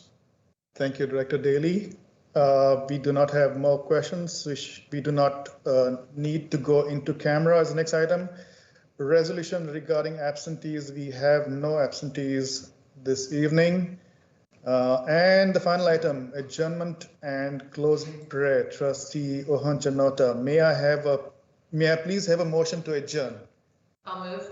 Moved by Vice Chair Agnew, seconded by? Need a seconder. I'll second it. Trustee Ohan Janota, all in favor? Favor. Anybody opposed? Favor. The motion carried. Trustee Ohan Janota, please lead us in the closing prayer. Thank you. It'll be my privilege. The sign of our faith, name of the Father, Son, Holy Spirit. Dear Heavenly Father, thank you for this day and for all the ways in which you have manifested your love, care, protection, and providence to us. Lord, you were there with us from sunrise, midday until now when the sun is set. Thank you for our loving homes and families, our jobs, our special friends, and most importantly, for being with us through every moment. Give us sweet dreams tonight, and may we wake up tomorrow safe and sound to serve you once more. Amen. In the name of the Father, Son, Holy Spirit. Good night, everyone. Thank you. Good night, everyone. Thank you for a great meeting.